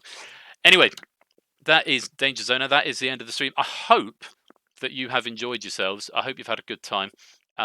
Thank you so much again to all the new friends. There's so many names here that I haven't seen before, and it's lovely to have you here joining me on this Tuesday night. I hope you enjoyed the pilot of Millionaire. I certainly did, and we'll certainly do more Millionaire if you'd like to write some questions for it. I need questions, otherwise it can't happen. Do go and join the Discord, which is right there. Go to the Millionaire section and download the app so that you could write some questions, and your stacks could be in the game facing off against members of this community. So thank you for taking part in that. I think it was quite successful. I've got a few bits I think that I'm going to have to go back and tweak, but we will bring Millionaire back. It seemed popular. If I get some questions in, I might do another one next Tuesday, because Tuesday's a bit more ad hoc. In the meanwhile, tomorrow night, of course, you have got Ash's stream, 1000 Heartbeats, over on Ash's channel there at 8 o'clock BST. Do please come and join us for that. After that, of course, on Thursday, you've got Quetz's Chase VGM at 1 o'clock BST. Do come and along for that. You've also got Ash again on Friday at 8 with 1 vs 100, I want to say. Saturday, you've got me with Dog Eat Dog, and hopefully the Gauntlet, which is another new game of mine. If I can get that finished, the plan is to do that on Saturday. It'll be another pilot episode, another game, another sort of pub quiz style thing. But more people get to last for longer, so do come along to see me hopefully not make a mess of that. And on Sunday, of course, you have got Tipster. Thank you for the 1-bit Kazves. That's very kind of you. You've got Tipster if you go to twitch.tv/Tipster, but Tipster spelled with a 1 rather than an I, for Tipster's pub quiz, which I now can't remember the name of his pub. I'm going to have to go and look it up. Pinnacle Larder. The Pinnacle Larder. Pinnacle Larder. That's at 7 p.m. on Sunday evening. I will be back on Saturday. I will also be back next Tuesday, probably for more Millionaire. Before I forget, I must mention the 30th of May, which is a week on Saturday.